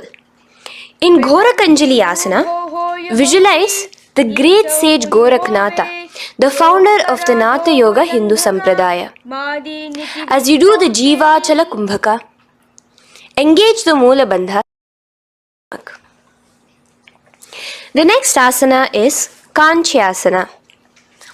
So now just slowly unwind your hands from each other, from your navel, and now bring your hands from the opposite side inwards underneath your calves and wrap your hands around your back.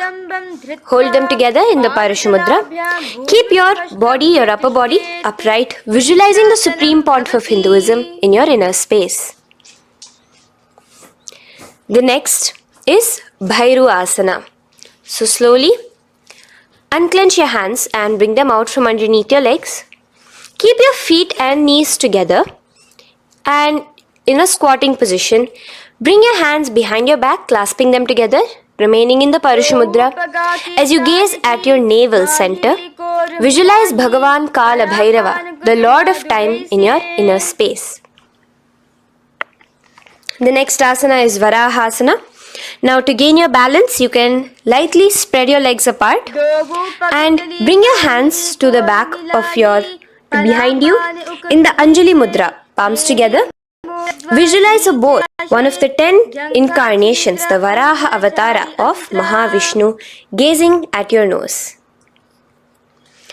Now slowly relax, bring your hands out from behind you as we move into Pripithasana. With your hands in the Prana Mudra, with your index and middle fingers, clasp the respective big toes and come to a half squatting position where your hips are at your knee level. Visualize Swamiji in your inner space as you do this asana, Pripithasana.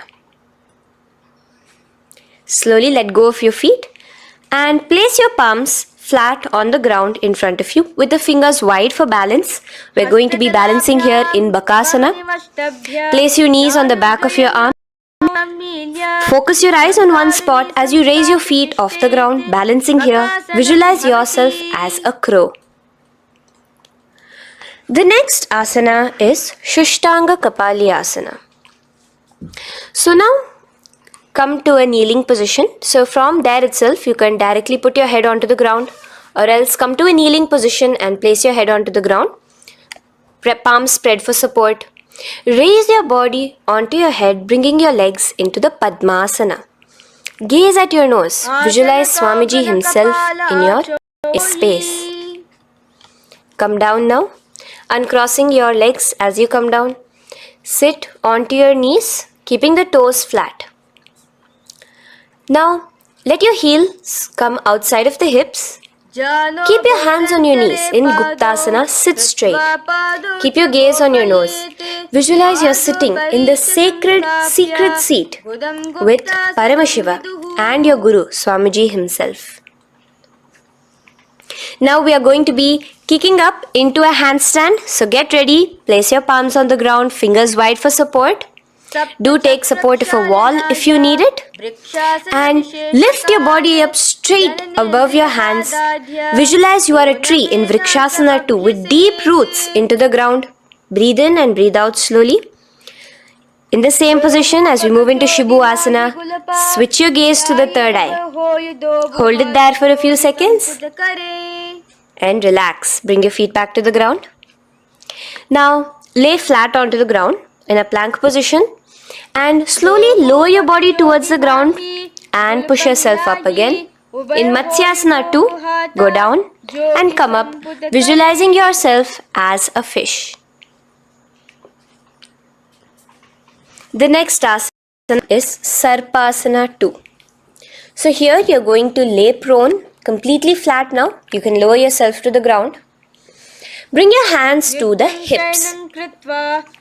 Extend your legs together and point your toes backwards.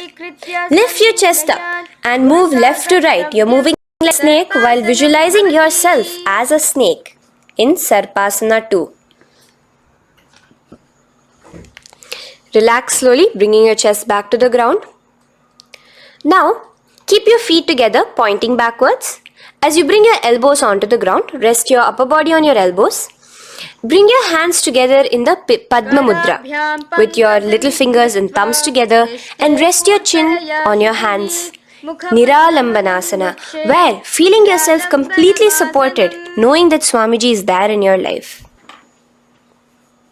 Now, slowly relax, place your palms on the ground beside your chest and push yourself up, your hands straight up completely. As you bend your knees, bringing your feet to touch the top of your head. Lean your neck back, touching your head with the tip of your toes. See yourself, visualize yourself as an umbrella, protecting your Guru from the sun's rays in Chhatrasana. Slowly relax, you can bring your feet down. As we move into Vajrasana, just push your body back and sit on top of your knees with the heels flat on the ground. Now stretch your arms in front of you with the palms facing downwards. Place your forehead on the mat. Visualize you are the weapon of Indra, the Vajra, symbolizing indestructibility as you gaze at your nose. As we enter into Meshasana, raise yourself into the same Gajasana position on your hands and legs with your hips pointed upwards and alternate striking the ground with the opposite hands. Experience yourself, visualize yourself as a powerful ram as you alternate striking the ground in Meshasana. Now stop striking the ground, bring your palms down again. As we move into Ajasana, kick your legs off the ground and lower your forehead to the mat. Let's do it again. Kick your legs off the mat. Lower your forehead to the ground. You are unborn, existing for all of eternity in Ajasana. Now, come to a seated position as we move into Dhanantara Asana. Sit on your heel with your legs together. Pull your toes underneath you. As you bring your hands top of the knees, gaze at your nose, visualize Swamiji in your inner space. Here, do the Ujjayi Pranayama, inhaling and exhaling like an ocean, Dhanantara Asana. From Dhanantara Asana, now interlace your fingers in front of you and then behind you. Stretch your arms towards all the sides, backwards, forwards. Giving a massage to the various different joints and muscles in your body. Lean forward, get up again. Continuing to visualize Swamiji in your inner space. Relax your hands and now take your respective heels and point them outwards, outside the side of your hips. Keep your hands on your knees with your thighs and knees resting on the ground, spine straight. Visualize yourself as Lord Garuda in Garudasana 4. You have Mahavishnu and Mahalakshmi on your back as you are flying. The next asana is Ananda Mandirasana. Now you can continue to remain in the same position. You can bring your feet pointing inwards. Use your hands to clasp underneath your ankle. Make sure your knees are spread out wide. Gaze at the third eye. Visualize residing in the blissful space of a temple. You are in a temple in Ananda Mandirasana. Now, as we move into Mandukasana, keep your knees wide and sit on top of your ankles. Your hands underneath your knees. Gaze to your nose. Visualize yourself as a frog. Suck in your stomach in the Uddiyana Bandha. And remember to do the Manduki Mudra, your tongue, your frog-like tongue, catching the nectar dripping from the Sahasrara Chakra in Mandukasana 2. Now, as we move into Narasimhasana, tuck your toes in and sit on top of the heels. Place your palms on the ground, spread your fingers wide and spread your knees apart onto the ground too. Gaze towards your nose, stick out your tongue and exhale forcefully, visualizing the Narasimha Avatara, the form of Mahavishnu as a half lion and half man. Now just raise up, bring your hands off the ground. Here we'll be doing a new pranayama, which is the Bhishraka pranayama, as we enter into Bhishrakasana. So continue to keep your knees and feet on the floor. As you bring your hand up to your face, make a hollow of your palms and place it over the mouth. Keep your thumbs under your teeth and close your lips. Gaze to your nose. Inhale through your left nostril, exhaling through the mouth. Gaze at your nose again. Visualize yourself as Devi, presiding over any and all minuscule fears you may have within you. Now moving back into the Ujjayi Pranayama, let us do Makadasana. So you can take your hands off your face and slowly remaining in the same position, bring it to your armpits. Bring your fingers to your armpits. Imitate as if a monkey is scratching. As you gaze to your third eye, visualize yourself as a playful monkey in Makadasana. From Makadasana, let's move into Vajra Sangharasana. So you can slowly lift your knees off the ground, just balancing on your toes, sitting on the heels. Bring your hands behind your back and clasp the opposite elbows. Gaze to your nose, embody a diamond. Visualize yourself as a diamond-like strength for yourself and your Sangha. The next asana is Khanjanasana. So now you can uncross your hands. Rest on top of the heels with your knees on the ground. Keep the toes down, ankles crossed behind. Place your palms on the mat to your side. Suck your stomach in the Uddiyana Bandha as you gaze at your nose in Khanjanasana. Now, you can uncross your ankles and just sit with your toes flat. Keep your knees wide on the floor. Rest your hands on the knees. Just relax the Uddiyana Bandha, just sucking in your perineum in the Mula Bandha. Gaze at your nose, visualize yourself as a turtle with a stable body and mind to live for hundreds of years.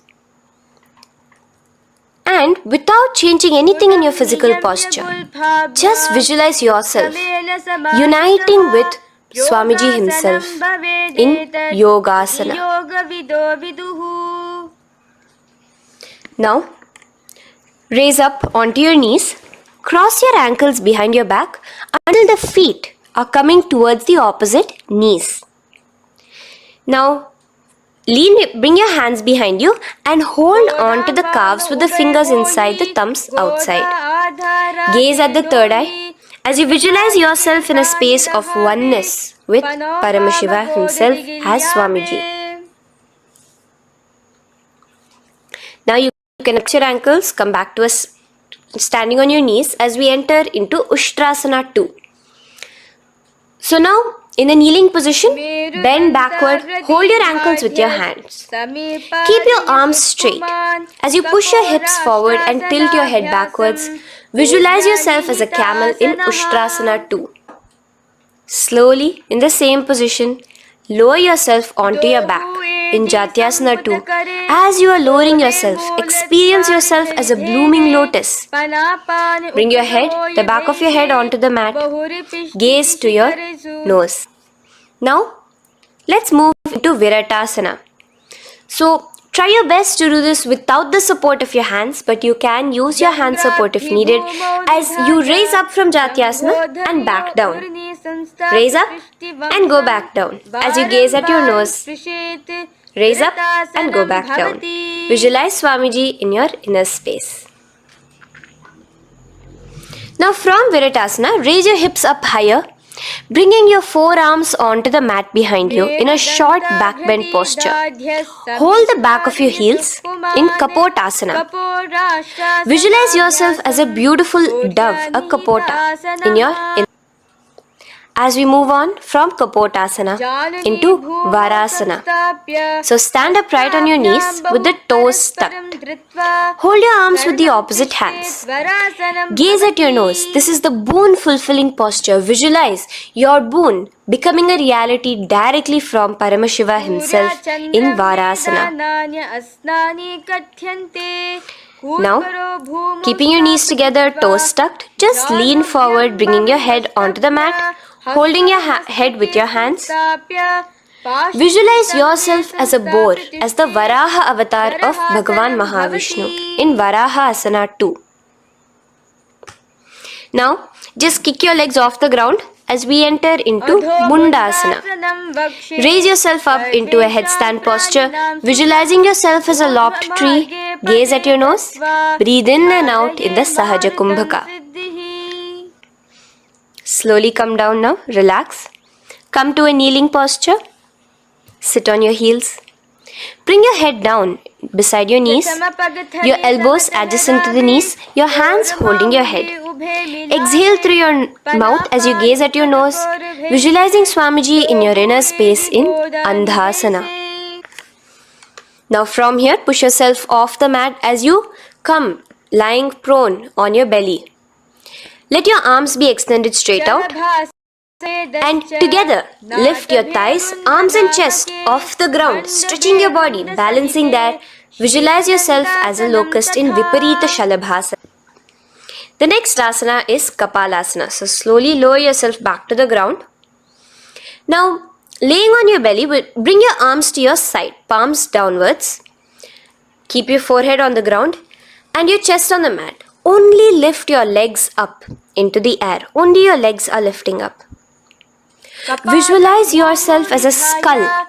You are a mind with purified thoughts, a strong will to attain enlightenment in Kapalasana.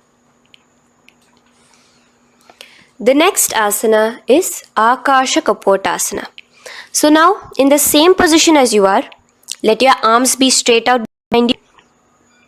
As you kick your legs up and over your head, bring your feet slowly to the mat in front of you. Push yourself, balance there. Visualize yourself as a free and open flying dove in Akasha Kapotasana. Bring back out. As you lay flat on the mat, now push yourself onto your knees. Place your forearms on the ground and your chest down such that your navel is touching your knees. Be sturdy, visualizing yourself as a sparrow in Chatakasana. The next asana is Vrishchikasana 2. So your forearms are on the ground. Now slowly raise to your toes and kick your legs off the mat. Slowly lowering your legs to your head. Visualize yourself as a scorpion as you balance in Vrishchikasana 2. Slowly release yourself, coming back to the ground. As we enter into Vrishasana, sit down on top of your right heel and let your left foot remain outside of the hip, the ankle to the side. Place your hands on the mat, visualizing yourself as a bull in Vrishasana. Now, bring both your knees underneath you, sit on both your heels. Cross your left leg over top of the right, lightly, and in Lolasana, push yourself off the ground. Your knees are off the ground, you're just balancing on your hand above the mat. Visualize Swamiji in your inner space. Lower down now.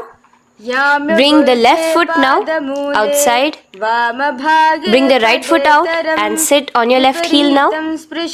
As we do Vrishasana on the other side, visualize yourself as a bull. From here, let us get into a very powerful asana, Balagunasana. So, place your left toes on the ground, sit on the heel of your left foot. Place the right foot flat with the knees raised towards your chest. Maintain your palms on the respective knees. Be upright. Visualize Balagunahai, one of the 84 siddhas in your inner space in Balagunasana. Now come to a squatting position. Let your feet be flat as you bring your elbows under your calves, wrapping it around your shins.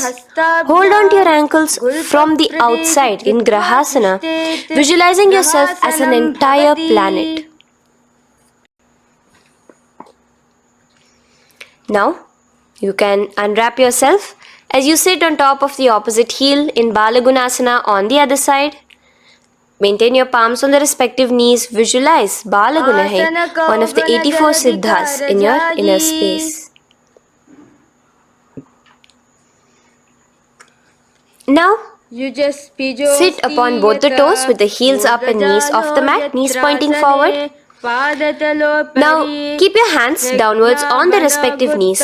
Keep your spine upright as you visualize Swamiji in your inner space in Utkatasana.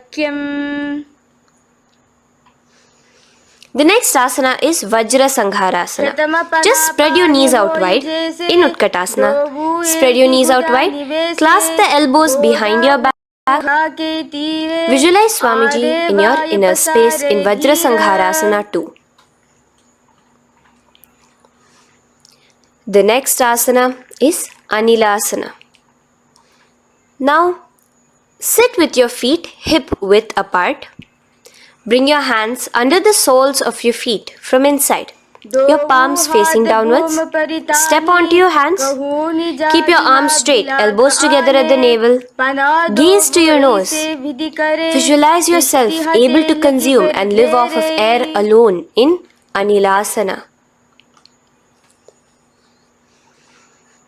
The next is Padukasana. So from Anilasana, you can release your hands. Place the back of your hands on the mat with your fingers facing upwards. With your fingers facing towards your body, palms upwards.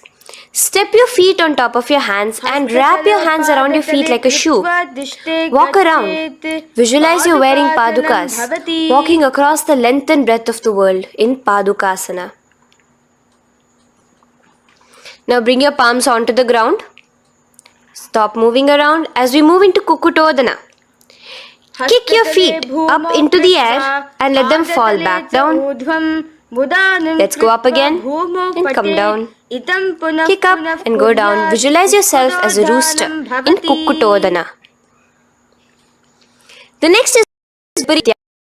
As you're kicking yourself up, you can go up into a complete handstand posture, which is Viparita Nrityasana. Do take support if needed. And move around on your hands as if you are dancing in Viparita Nrityasana.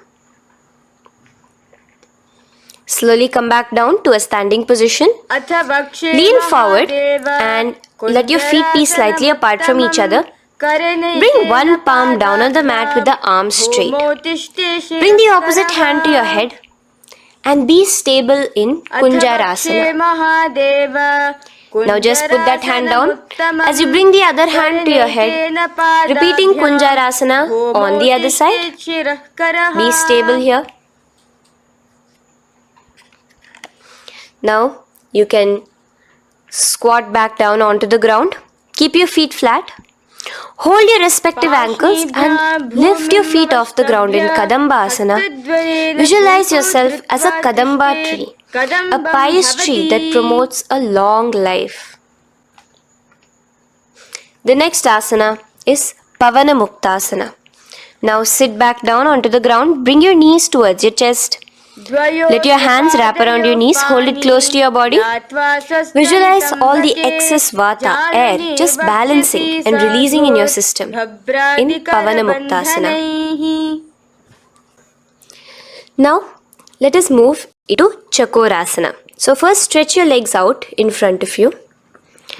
Bring one leg behind your head. Now place both hands on the ground and lift your body off the ground while lifting the other leg too, up straight. Visualize yourself as a powerful source of energy. Gaze at your third eye in Chakorasana. Slowly relax back down. Now hold your left toes with the left hand, index and middle fingers. Pull the foot to the left ear. We are entering into Dhanurasana 2. Extend your right leg out, keeping straight. Hold the big toe with your right hand. Visualize yourself as a bow in Dhanurasana 2. The next is Ashtavakrasana. So lift your left leg over top of the left shoulder. After releasing your hands, bring the right foot across and hook it on top of the left foot. Lean forward and down, keep your palms onto the ground. Extend your legs out to the left, lift your head up and chest. You're completely balancing only on your hands as you visualize yourself as a flying crane in Ashtavakrasana. Now slowly relax down. From here, bring your right foot to the left thigh and your left foot flat onto the ground. Knees raised up. Have your left shoulder underneath the respective leg and place your hands flat on the ground. Gaze towards your eye.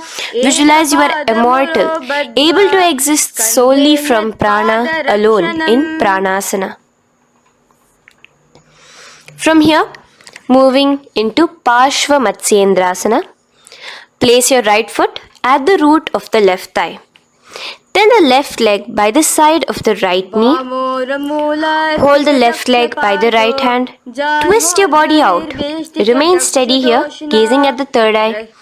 Visualize Matsyendranatha, the great Rishi Yogi, master of Hatha Yoga, in your inner space. Now slowly unwind yourselves. As we repeat Chakorasana on the other side, lift the other leg behind your head. Place both your hands on the ground and keep your entire body off the ground straight up. Gaze at your third eye, visualizing yourself as a powerful source of energy. Now relax back onto the ground. Let's repeat Dhanurasana 2 on the other side. Clasp your respective hands with the feet. Pull one foot back, the other foot extended forward. Visualizing yourself as a bow. Release your feet as you cross them over each other, over top the shoulder in Ashtavakrasana on the other side. Raise off the ground. Visualize yourself as a flying crane.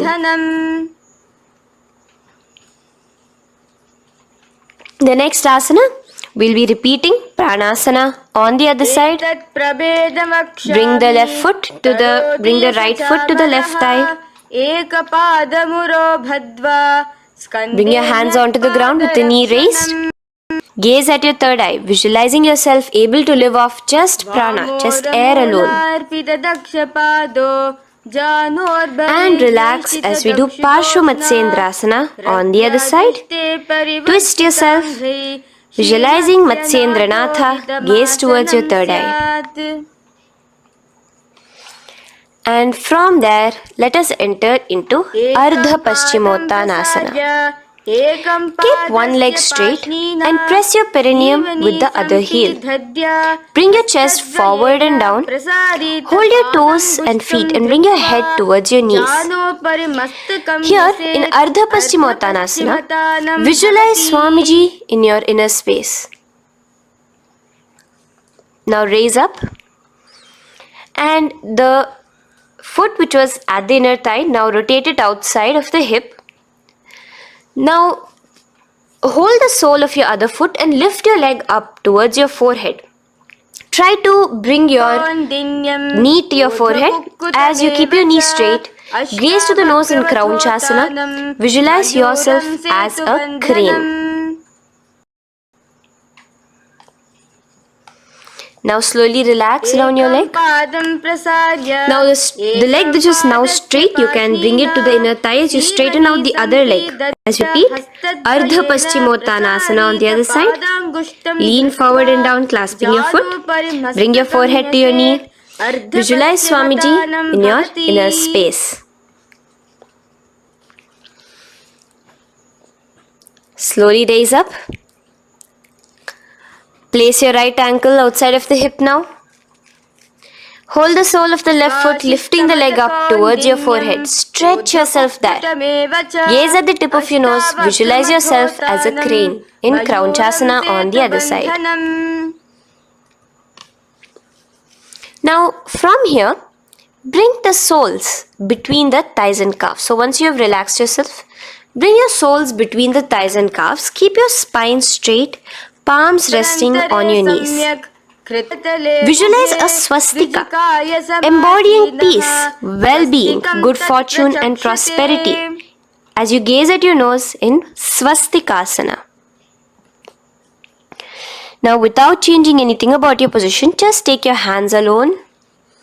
Cover the respective heels with your hands in Gorakshasana as you tuck your chin to your chest in Jalandhara Bandha.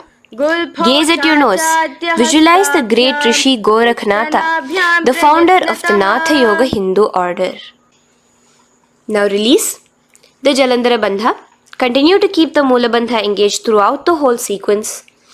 As you raise one foot to the opposite thigh, bring your hands to your face in the Shanmukhi Mudra, closing your eyes with your index finger, nose with the middle finger, ears with the thumbs.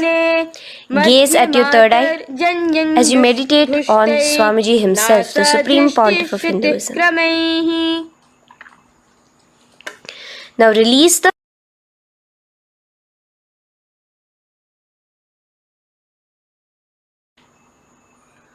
Shanmukhi Mudra. And in Yogasana 2, bring your legs into the Padmasana position over the opposite thighs. Keep your hands flat onto the ground beside your knees with the palms facing upwards. Straight, gaze at your nose. Here we'll be starting the Kaka Chanchu Kumbhaka, where your inhalation will be through your tongue wrapped like a pipe, and your exhalation will be through your nose. From Yogasana 2, now keeping your palms beside your body, just switch them around to get on the ground and push your entire body off the ground, balancing. Visualize yourself as a rooster in Urdhva Kukkutasana. Now relax down, come back to a seated position on the floor, keeping your legs in Padmasana. Insert your hands through your knees and place them on the mat.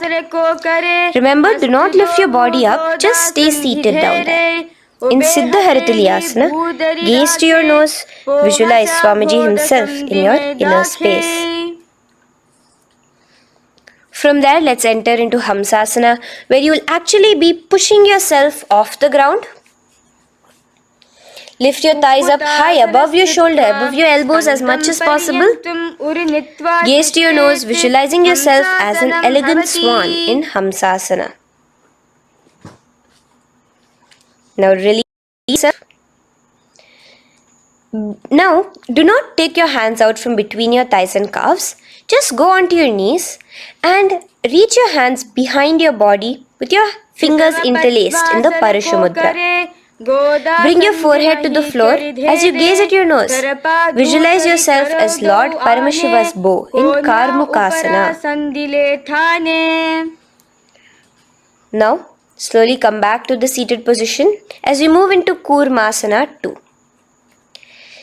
Keeping your hands in between your thighs and calves, bend your elbows and hold your respective shoulders with your hands. Visualize yourself as a turtle, a stable body and mind to live for hundreds of years. Now in the same position, just engage the Jalandhara Bandha, tucking your chin to your chest as we move into Granthi Bhedasana, gazing at your nose. Rejoice, knowing you are in Paramashiva's secret knot posture. And from there, release the Jalandhara Bandha as you roll onto your back. Keep your hands on the shoulders, laying flat on your back. As you visualize yourself as a turtle on its back, playful, gaze at your nose in Uttana Kurmasana. Now rock yourself back to a seated position as we do Pangu Kukkutasana. Now it's the same as your hands between your thighs and the calves, except you will be placing one hand flat on the mat. Hold the wrist with the other hand. Lift your body up and holding only on one hand. Visualize yourself as a rooster in Pangu Kukkutasana. Now release back to the ground. Hold. Let's do Pangu Kukkutasana on the other side. Place the other palm flat and bring the other hand holding the wrist. Push yourself off the ground. Visualize yourself as a rooster. Continue the Kakachanchu Kumbhaka, sucking in your breath through your curled tongue and exhaling through your nose. As you slowly extricate your hands from between your thighs and calves, let's do Girdharasana here. So now, interlace your fingers in the Parashamudra as you place your elbows on the feet, remaining your legs in Padmasana. Lean forward and down, resting your chin on your knuckles. Place your thumbs to your throat in Girdharasana. Visualize Swamiji in your inner space. From there now, sit straight into Padmasana 3. So with your legs in Padmasana, bring one hand over the other near your navel center. Engage all the three bandhas, suck in your stomach, clench your perineum, tuck your chin to your chest and gaze at your nose in Padmasana 3. Slowly now, as we move into Padmasana 4, bring your hands to the respective knees. Release the Jalandhara Bandha and release the Uddiyana Bandha, just engaging the Moola Bandha alone. Visualize Paramashiva in your inner space as you gaze at your nose in Padmasana 4. Now we'll be entering into Karmukasana 2. So in the Padmasana position, hook your right hand index and middle finger in the Prana Mudra around the toe. Pull it back while your left hand rests on the knee. Now, as you visualize yourself as Paramashiva's bow, just release your right foot, bring your left hand to the left toe, right toe, and let your right hand be on the right knee. Now from here, let's do Karmukasana 3. So you can release your toes, cross your hands behind your back, continue to keep your legs in Padmasana, and with your respective hands, cross behind your back. Hold on to the toes in the Prana Mudra. Engage all the three bandhas, suck in your stomach, clench your perineum, tuck your chin to your chest. Visualize yourself as Paramashiva's bow in Karmukasana 3.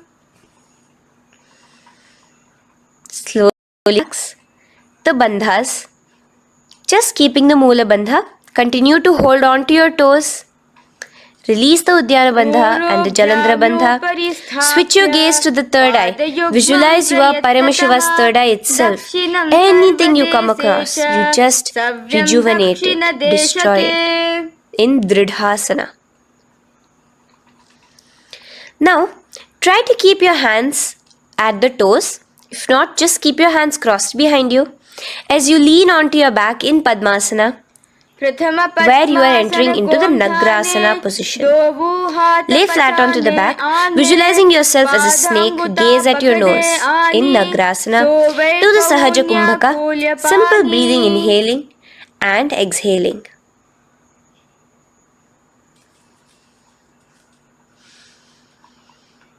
Now bring your knees to your chest.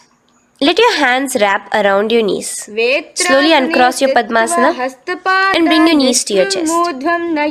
Bring your hands to the Parashamudra, the fingers interlocked on top of your knees. As you pull your chin up to your knees, visualize yourself as a ball in Kandukasana. Now relax. Bring your feet onto the ground. The knees pointed upwards in Urdhva Pavanasana. As you interlace your fingers, bring the interlaced fingers behind your head.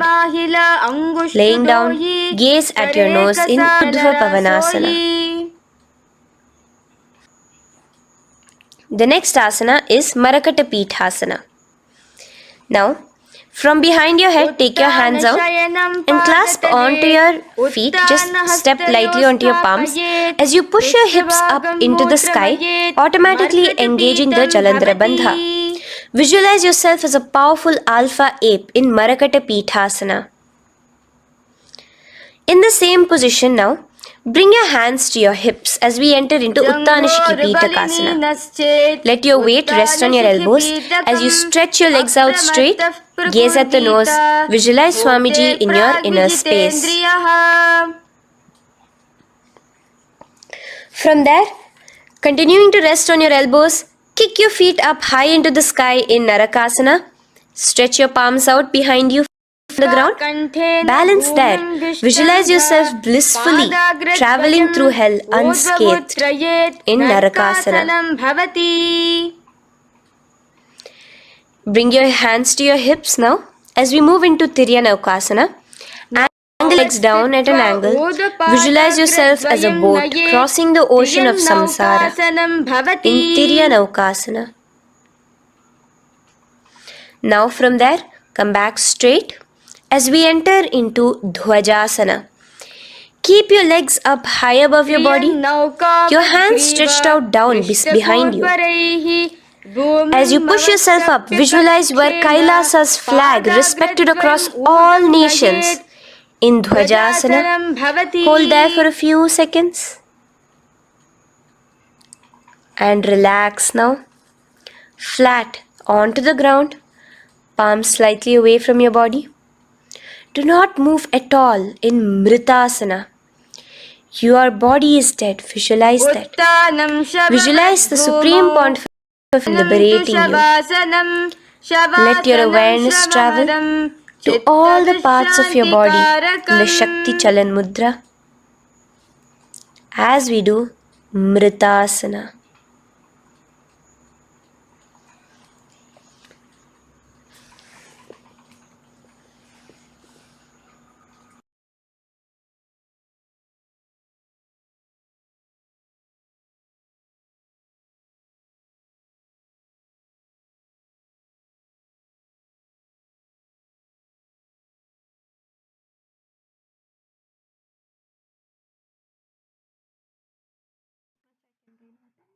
Om Purnamadah Purnamidam Purnat Purnamudachyate Purnasya Purnamadaya Purnamevavashishyate Om Shanti Shanti Shantihi Harihi Om Tat Sat Sarvam Bhagavat Shri Nithyananda Paramashiva Padukarpanamastu Om Nithyanandam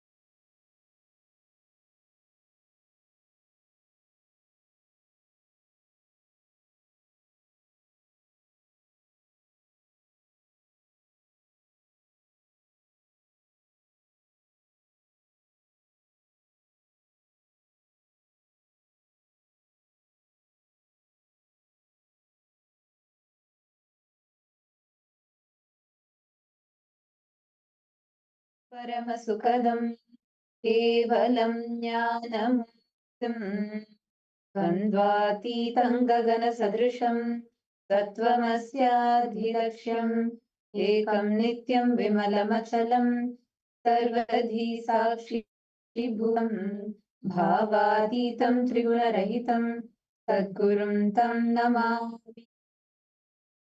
Nithyanandam to all the participants. We welcome each and every one of you for today's program. Yesterday, after a very, very beautiful and a powerful darshan, initiation, and an amazing satsang that Swamiji gave us, I saw so many of you blissful, just continuously consciously smacking every single powerful cognition that Swamiji gave, the powerful revelations, doing the Vakyatasadas, contemplating on it, and just thinking about it, spending a few minutes to contemplate on what Swamiji revealed. Hope all of you did this yesterday night. How many of you put the Atmalinga under your pillow yesterday night? How many of you did that? And how many of you did the conscious coughing today morning as you woke up? Great. So now all enter into the power manifestation session. We just finished our yoga kala, where you all did the yoga to experience that oneness with Swamiji.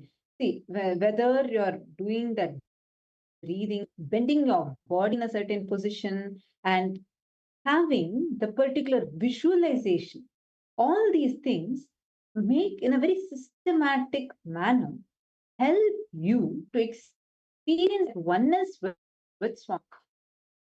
For all of us understanding. So that is why right after power manifestation, we start with yoga.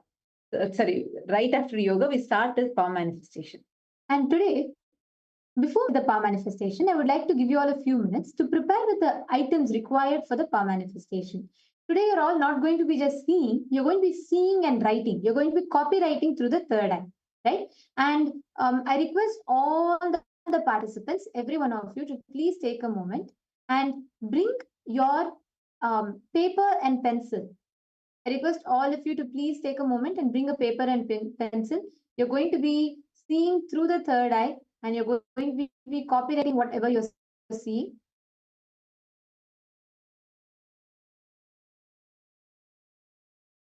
I request you all to please bring an eye band and paper and pen. Once you're ready, please put ready. My Stuck, my Dennis, and all the others that are watching us. Anyone that are watching us on Zoom, please take a and you all can head to.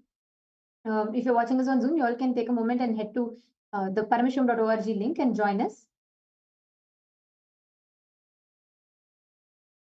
Please get your paper and pen. Now, once you're ready, I request you all to please blindfold yourself. See now, my Stuck, my Denise, my Sharmin Muse, all the participants that are sitting here with us. Great. I see many of you.